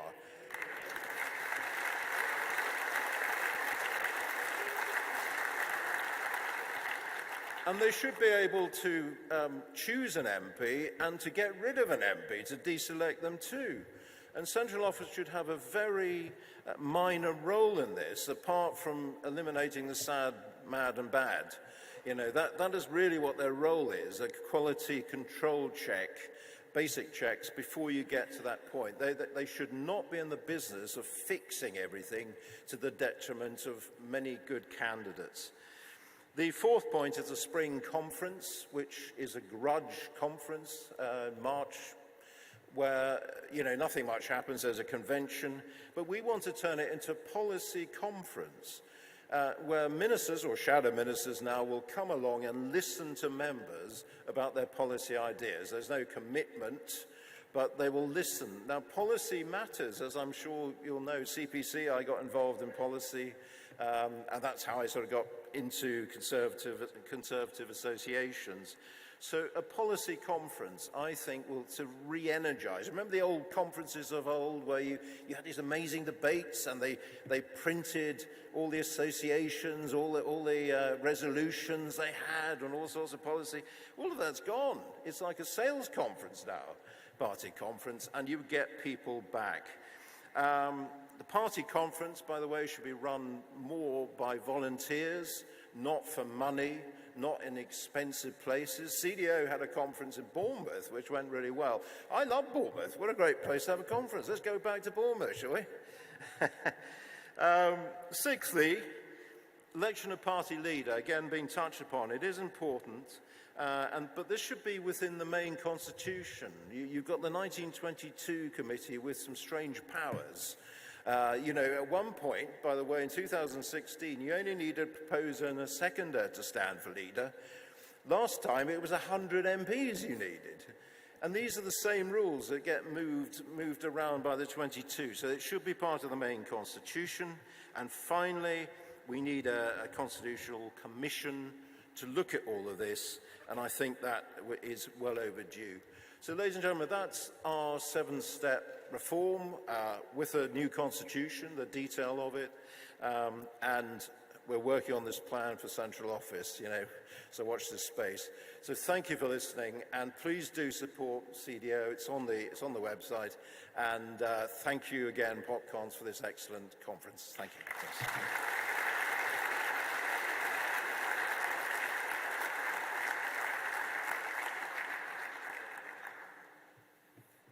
I would like to thank all our speakers so far today, but this would not be a grassroots group without the grassroots having some involvement.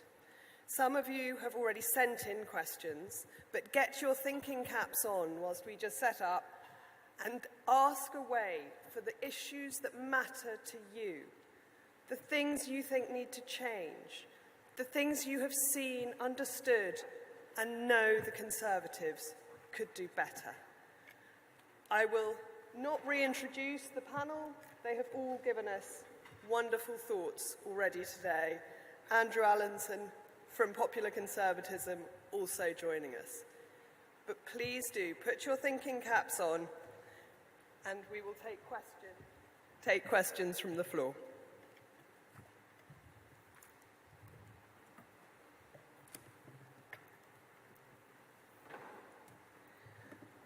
Right, now, I'm blinded.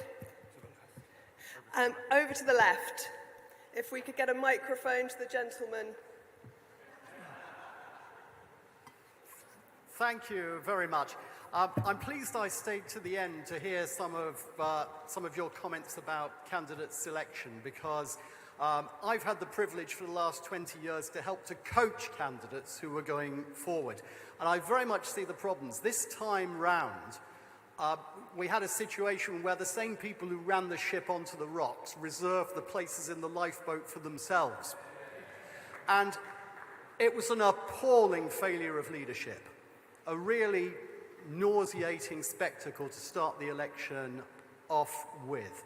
And how can we claim to promote meritocracy when we're running a matocracy ourselves in the selection of candidates?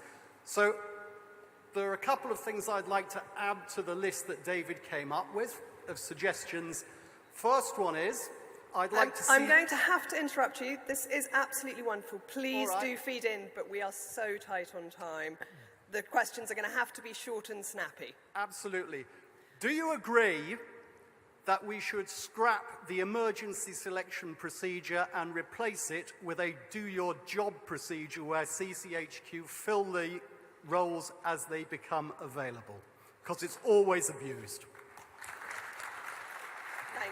Thank you. And also there's a gentleman just in front.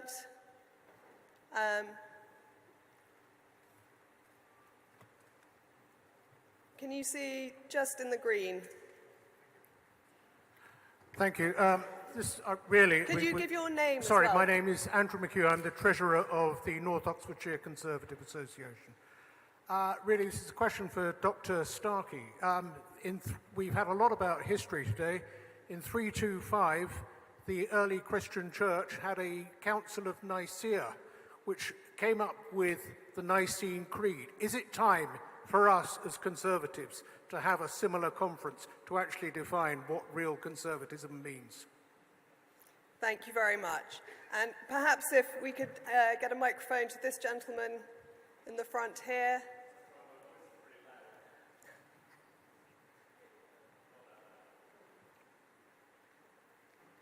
If you could just give your name and where you're from. Richard Leader, Chelsea, soon to be New York in about 5 minutes' time. Annunziata, I'll keep it very, very brief. Can we please not rush the leadership election? It's so darned important. We shouldn't just bowl in there and install whoever comes to hand. Let's please take our time with it. Thank you. Right. I think if our panel can start with those three. Perhaps if we start at the end, and Andrew, would you like to share your views on the leadership election? Yeah, the leadership election. I totally agree. We do have to take our time on that. I think there are some elements of, well, shall we call them the wets, on the left of the Conservative Party would rather like to rush it, would rather like to put their candidate in, and in some ways fix it. And I'm sure David Campbell-Bannerman will speak on this, the idea that members will have the right to vote on the leadership being taken away from them. So I think there's all sorts of things going on. I believe that the chairman of the 1922 committee is being elected this evening, but I think that the executive is getting elected next week. At least that's what I read yesterday. So if it's inaccurate, blame the media. And perhaps Starkey, David Starkey, you would be happy to answer Anthony's question on the Nicaea Council. Yes, forgive me, I do really think that we need very much investigation of what is conservatism. I began with a very serious proposal. We simply circulate Margaret Thatcher's lecture. We simply circulate that lecture. It is all you need. As I said, it would need a kind of fashionably called executive summary at the beginning. It would need possibly a postscript in which one looked at why straying from it had been so catastrophic, and also, as it were, tying to specific problems now. Can I just go back, however, to the question that you've just answered now, this entire issue of popular involvement in the party? Jacob was absolutely spot on. It is not simply that the idea of popular involvement in politics on a sustained scale is invented by the Conservative Party in the 1880s. It is Disraeli who first recognizes that the ordinary man, as it was then, is patriotic, is is a worthy recipient of the ballot, the Great Reform Act of 1867, which is the genuine beginning of democracy in Britain. There are earlier forms of representative government, but actually a mass election is the creation of the Conservative Party. We have to recover that. We've also got to recognise there is deliberate conspiracy against the notion of democracy. Democracy is now a dirty word. Have you noticed democracy is Greek, which is, we all love it, but we have this strange notion democracy is about the protection of minorities. I thought it was about rule by the majority. How had I got it wrong? There's also, the moment you put democracy, which just means the rule of the people, into Latin, and you say populist, it suddenly becomes a dirty word. We are going to have to recover. And I think the future is on our side. I am absolutely, this is what we are forgetting. Starmer's government will fail. It will fail because it's a contradiction. It says it can bring about growth through regulation. This is a nonsense. It will fail on the grounds of contradiction. It will fall into our lap, providing we've acknowledged the basic truth that the elites are them, we represent and are genuinely popular. We've lost that. We have to recover it.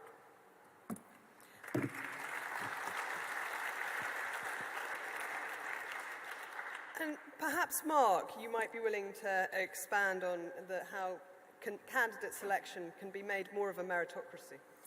Yeah, I mean, look, I think there is some sort of role for central office here, right? I mean, there probably does need to be some approved list of candidates. If you want to be a Conservative candidate, I don't know, you've got to go through criminal records check, that kind of thing. Some sort of check that you haven't said anything absolutely outrageous or been involved in crime in some way. But then, what maddened me was that seats that could have selected many, many moons ago and could have had a candidate in place, whoever he or she may be, who then built up their name recognition in that constituency over the past year or so, seemed to me to be deliberately held back to allow the emergency procedure to trip in. Absolutely extraordinary. So when a seat becomes vacant, the party should, and central office should, try and encourage the association to select as soon as possible. But it needs to be an open contest. I mean, let's be honest, the particularly egregious one, we've spoken a lot about the rule of three, was that Basildon and Billericay would put forward a shortlist of one. I mean, this is positively North Korean. I've never met Richard Holden. I don't know what he's like as an MP, but this is absolutely extraordinary. So there needs to be a much firmer rule that it'll be open selection as soon as we know that the seat is vacant, and get the name recognition for the candidate. Just one very quick point on Richard's thing about the leadership. I am minded to say don't rush it as well. I think if we kick off the contest immediately and have two candidates going forward to the membership in a fortnight's time, that's probably not the right environment for it. But there are some quite serious trade-offs here. I mean, the Labour government's first budget is going to be in September. And I think, are going to need to muster some pretty serious opposition to that. So I think I'm going to answer Richard's question with what David Frost suggested earlier. Might it be worthwhile to put in an interim leader for, let's say, the next 6, 8, 9, 12 months, something of that sort of length?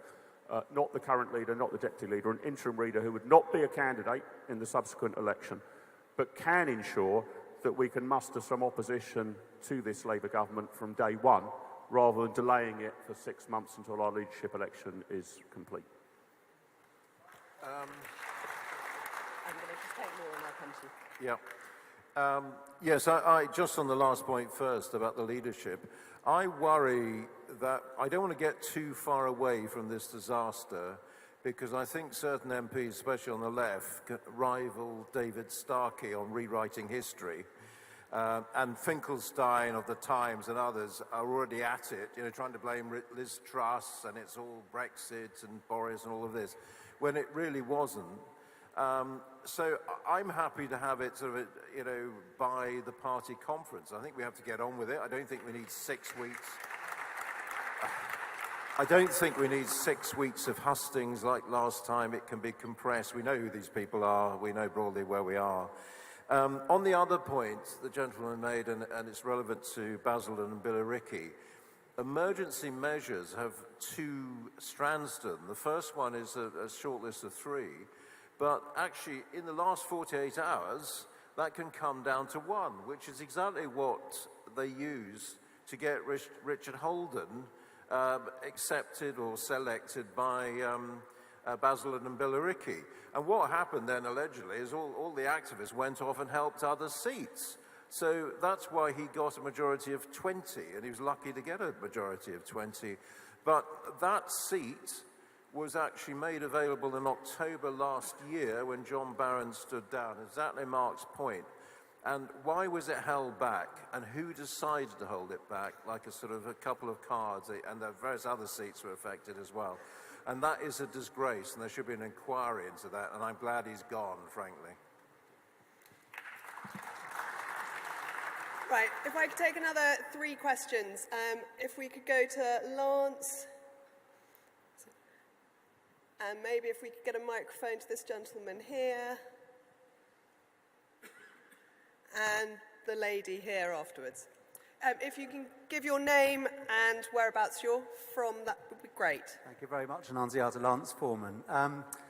Nigel Farage made a very pertinent observation in the last week of campaign, and he said that the Tory party claimed to be a broad church, but without a religion. And he's absolutely right. You know, we have people in our party that want to frack. There are other people in the party that believe in climate catastrophe. It can't work. There's a very interesting book called Good to Great, which talks about how organizations become great organizations. And what it says is before they start working out what it is they're going to be, you know, marketing, selling, and so on, the first thing they have to do is work out who should be on the bus and who they need to get off the bus. The question I have is, are we so divided that we need to get people off the bus rather than try and hold everybody together with a party that's just divided?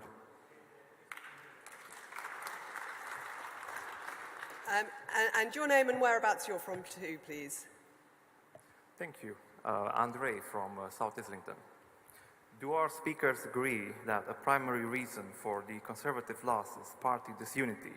Setting up readyforrishi.com in December 2021, the leaking and scheming by MPs like Michael Gove and even Kemi Badenoch encouraging cabinet members in WhatsApp groups to resign from Johnson's government.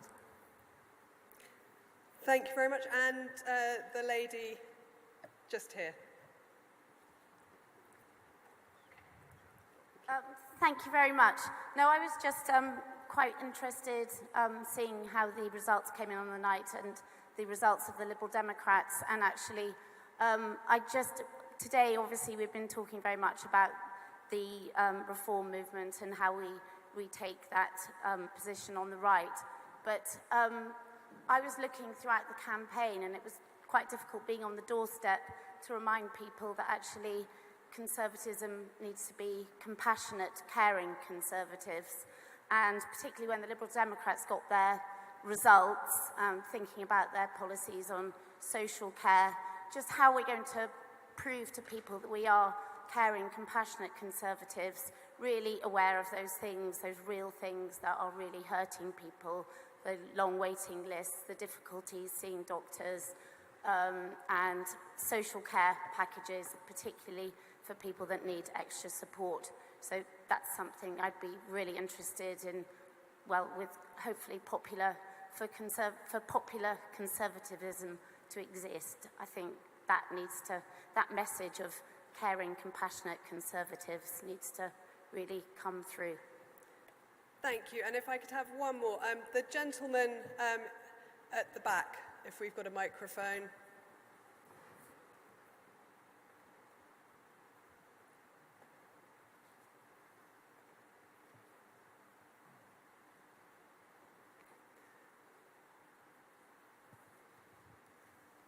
My name is Dr. Derek Morris.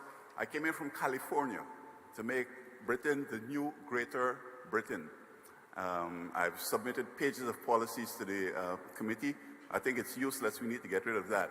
I'm the man that helped President Obama run the United States. All his policies were mine, except gays, smoking weed, and health care. I would like to be a part of this leadership committee to get the policies out there that will bring us back into power very quick. Thank you very much. Perhaps, David Starkey, you might want to start on the compassion of conservatism. Every time I hear the word compassion, I want to reach for a revolver. I hate the worship of victimhood. I hate the worship of the weak. I'm sorry, we've really got to say this. Hayek is absolutely right. The welfare state is the road to serfdom.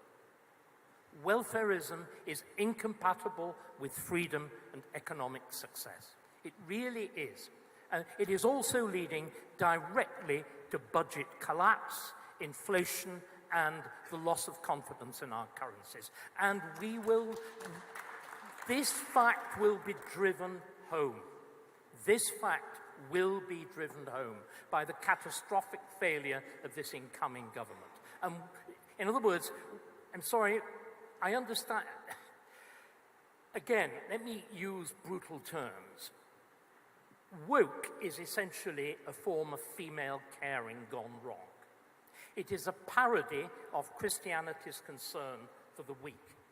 It is Nietzsche's parody view of Christianity, and it is catastrophic. The way we look after the poor is by making the rest of us rich.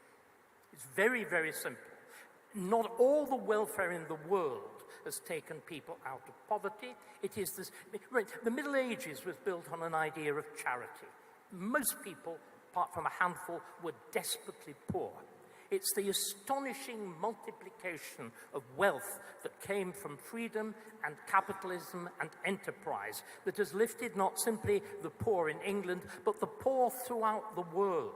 If you look in China, if you look in India, if you look in Southeast Asia, they have risen not because of foreign aid, that wonderful, which again is yet another idiot form of compassion. As my former colleague at LSE, Peter Bauer, said, it is taking money from poor people in rich countries and giving it to rich people in poor countries. What has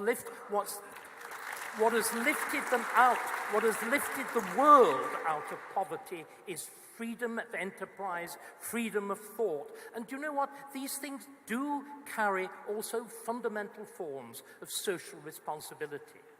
Real charity, the extraordinary activity of the great Victorians, the men who'd built the vast fortunes, the Cadburys, the Rowntrees, and so on. That is what we should be looking for. And of course, Labour and disgracefully, shockingly Cameron effectively statized, took over charity. We need to recover this wonderful thing that the English-speaking people gave to the world in 1601 with the Charitable Causes Act. So, sorry, we've got to alter the narrative. You see, so again, the moment you use the word compassion, the moment you talk about that wetsuited idiot whose real contribution to public life is the post office scandal, Ed Davey, the moment you start using his language, we've lost. We've got to take control of the language. Sorry.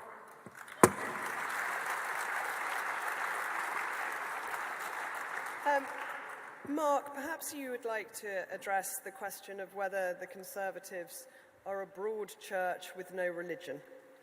Yeah, I mean, sometimes it's not so much a broad church as a massive cathedral, isn't it? I mean, broader than the broadest of churches. And listen, I touched on it earlier. What should be the sort of criteria that we look for in Conservative parliamentary candidates? And perhaps there should be a role for central office in this regard with regard to political beliefs. Not how many diversity training courses have you gone through, not how many in-touch leaflets have you delivered a by-election, but candidates should be asked, who is your favourite economist? And if the answer isn't Hayek or Friedman, then you're not making it onto the list, would be my view.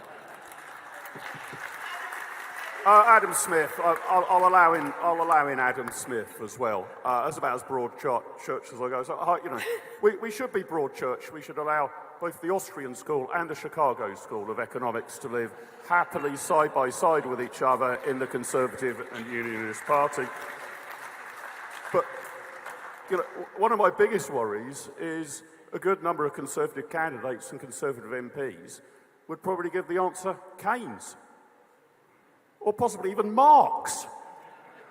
That is too broad church. So I think that we need to test out the beliefs of our candidates, not just their perceived competency through some weird training programme. That would be a useful function that the central party could perform.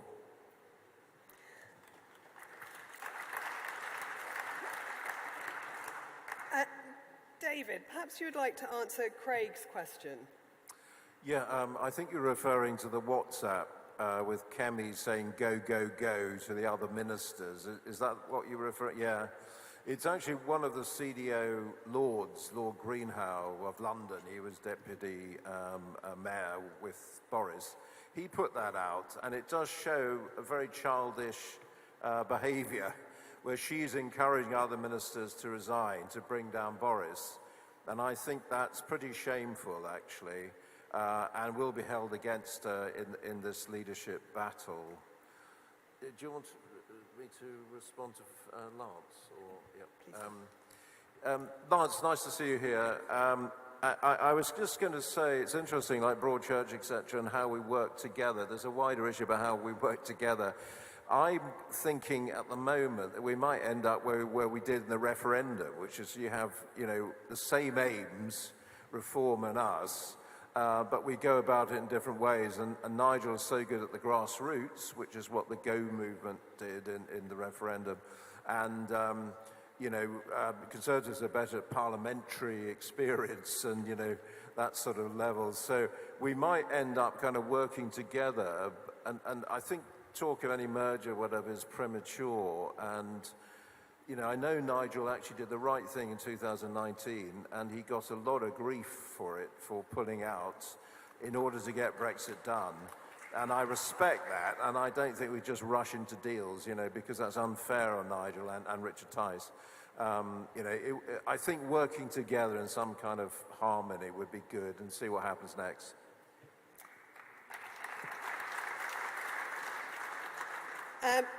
If we could get a microphone, please, to the gentleman there, and this lady in the blue jacket, and the gentleman here after that. Well, thank you for the opportunity to ask a last question. My name's John May. I've been active in the east of England in getting us out of the European Union, and for the record, I was also at Kemi Badenoch's adoption meeting, and have to say categorically that what Nadine Dorris said in her book is completely false, and therefore colours my perception of the work of fiction that a lot of the rest of that book is. However, I would like to ask Mark and the panel something, picking up on the fact that there needs to be a two-stage process, because I think what we've heard today, and it's great to hear the conversation being about what went wrong and what needs to go right.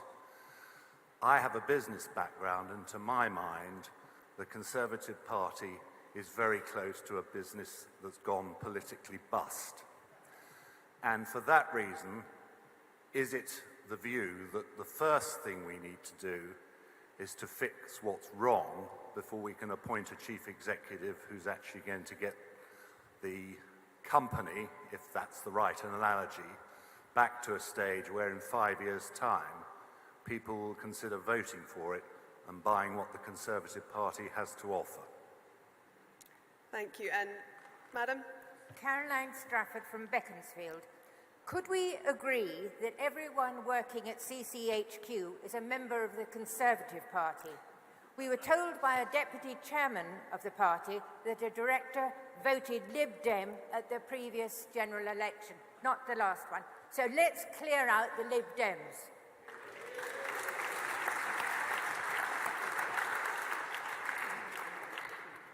And it was this gentleman here, if we've got a microphone. And if we can keep them quite short, we've only got about 8 minutes left.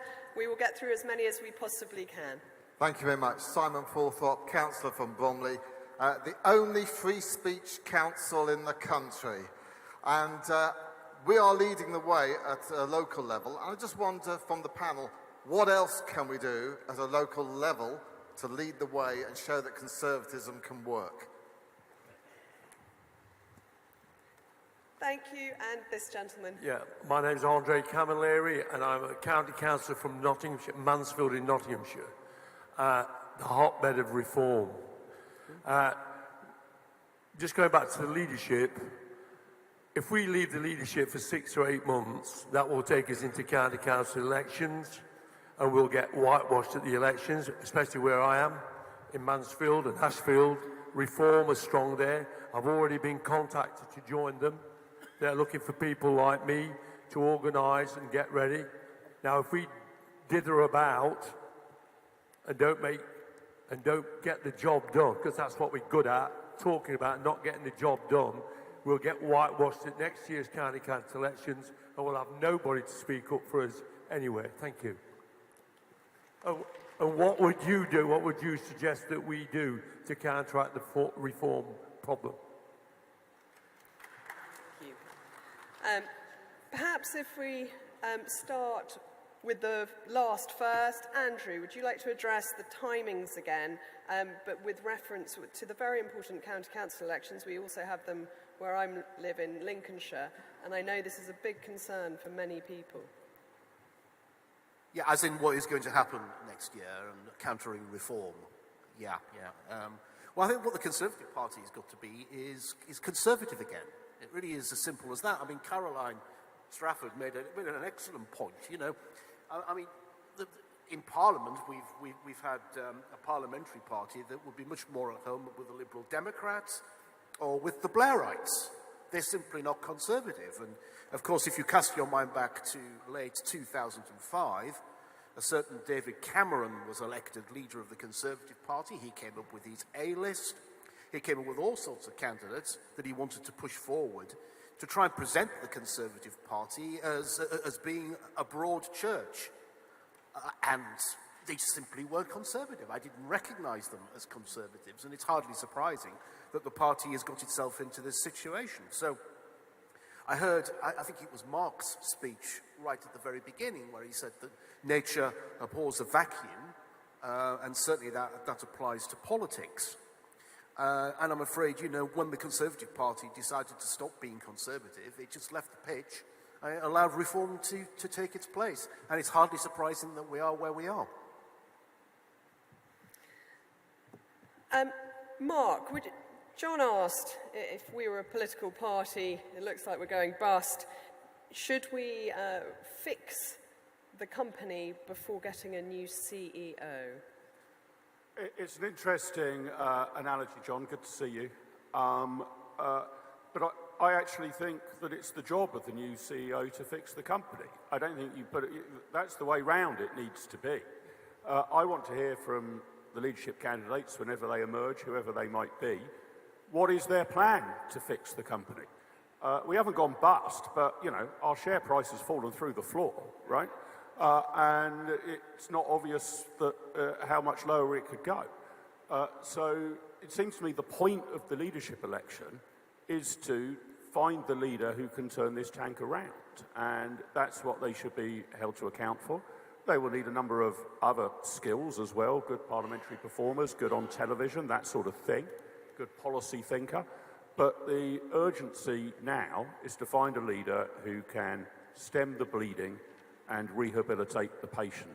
It was put to me by one journalist that we're not so much looking for a new leader of the party, we're looking for a necromancer who can bring something back from the dead. And I'm extremely interested in working out who that person might be. I genuinely don't know at this stage, but that needs to be front and centre. On the, again, on the timing of the leadership election, I mean, I just wonder whether we should straddle party conference. That we've got, you know, although we have a diminished number of MPs, we have a reasonable number of newly elected MPs who won't know their more established colleagues particularly well. I'm not sure I'd want to force them into a decision in the course of the next 2 or 3 weeks. Why could the parliamentary party not vote upon our return to Westminster in September, put forward 2 candidates to the membership, have those 2 candidates do a husting at Conservative Party conference, put the ballot papers out about then, and have the new leader in place when conference season ends, there or thereabouts. That seems to me a pretty sensible way of doing it. I think I am just going to quickly move on to the last questions I'll be taking. If they can be very quick, that would be amazing. If we could bring a microphone to the lady here and gentleman there. And I just saw a hand that I've now lost. And the gentleman on the first row of the back. Is it my turn? Hello. Hi, my name's Laura Weldon. I was the parliamentary candidate for Pontefract, Castleford and Nottingley at the last elections. Obviously, a lot of people in this room are volunteers for the party, activists, and that seems to have been missing from the discussion today about how our volunteers and activists are treating. I was on a call shortly after the local elections where a now disgraced senior party figure threatened to put the screws on candidates in terms of activism after the local elections. We've had similar sort of threats and nonsense about whether or not we should be campaigning in seats like mine where we're not expected to win. What can we do about that? Because that is the way that we are losing our support that will help us to actually physically win the elections, as well as the voters and the theory about why we're Conservatives in the first place. Thank you very much. Angus Allen, Colchester, we had one of the worst results in the country. There's 2 topics that we haven't discussed. One is competence, and the other is Boris Johnson. Was he the worst Prime Minister we've ever had? Thank you very much. And there's the gentleman at the back there. Thank you. Councillor Roger Bird, Fareham. All of you on the platform have, over the years, published articles and policy papers about exactly where the party could go next. Many of us here in the room, I'm sure, have some great ideas that could help take forward the policy agenda and principles which PopCon has. Will PopCon also be a forum through which we can publish these ideas and get them in front of the next leader, whoever that may be? And actually, the gentleman just there. Thank you. Thank you very much. I am Sam Akake, an immigrant from Uganda. Ministers have told us over the years that foreign aid is working to tackle poverty. If so, why are migrants voting with their feet and coming this way in their thousands every year in search of a better life? Thank you very much. Perhaps, Mark, if we could start with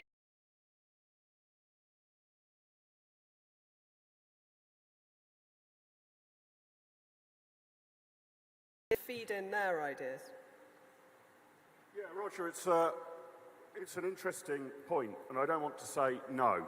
I don't want to say no. But when I left the IEA to set up this group, it wasn't my view that what centre-right politics desperately needed was yet another policy think tank in Westminster. There are quite a few. But the pledge I will make, and I think we've made a good start today, is we want to bring together the genuine grassroots of the party to share ideas about policy, strategy and structure. We will continue to do that. I am very conscious that since our big initial meeting, we have only moved about 50 yards in a slightly southwest direction from the room that was there to the room that was here. So the other thing that we would like to do, possibly over the summer, definitely into the autumn, is some sort of roadshow to get out into the country and meet people and canvass ideas. And I'm open to the suggestion that we should actually build policy competence as well. I just wanted to take this question about the central planning and threat to candidates. The bit we've got to flip in our structure isn't just the constitution of the party, but it's a mentality. Basically, our analysis of what goes wrong in Britain is central planning and a big state. So why do we practice that ourselves as a political party? All of our economic analysis is that people closer to the ground know what to do best. You know how better to spend your money than a government bureaucrat does, but we don't seem to apply that to our own structures. So we've got to flip that around, and CCHQ or whatever replaces it needs to be a service centre for the voluntary party, not a command and control central planning centre for the overall party. We're now running over time, so David Starkey, incredibly short and punchy, if you can. We hadn't discussed competence or Boris. Was he the worst Prime Minister ever, historically speaking? No, but the office of Prime Minister is one of extraordinary difficulty. You've got to have big picture, which Boris could, but also minute grasp of detail, which he didn't.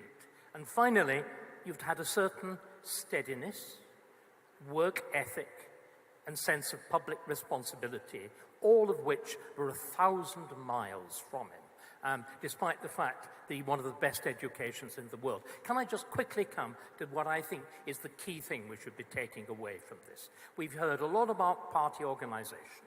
We've heard a lot about candidate selection. We've heard a lot about, if you like, Tory philosophy.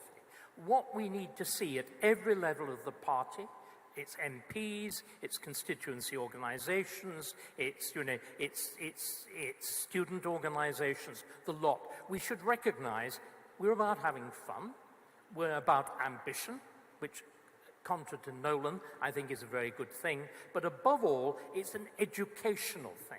We need to be learning ourselves, we need to be teaching others, and it's something that is profoundly satisfying and profoundly worthwhile, and we have failed at miserably, which is why the left has captured public discourse. We need to be popular, but we need to recover that great mission of popular education.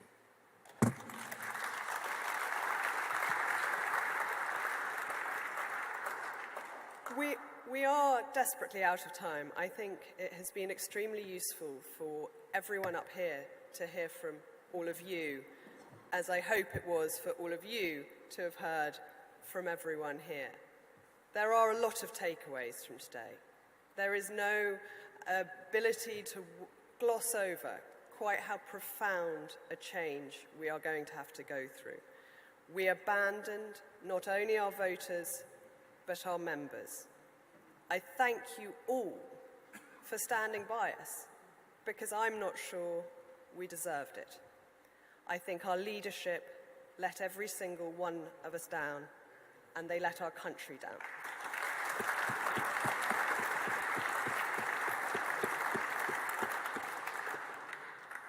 We have heard from the speakers today of the philosophy, the values that we need to reclaim as our own because they are conservative values.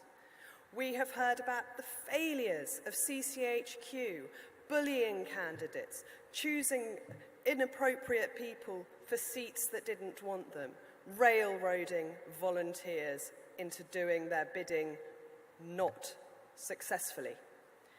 We have heard about the opposition creating a vacuum, our policies non-existent. Our leadership let all of that happen. The rot has been growing for a long time. But as Jacob said, from the ashes of disaster grow the roses of success, and with all of you here and all of your networks across the country, we can and we will rebuild a successful Conservative future. The future is bright and the sun might come out when we win. Thank you all very much.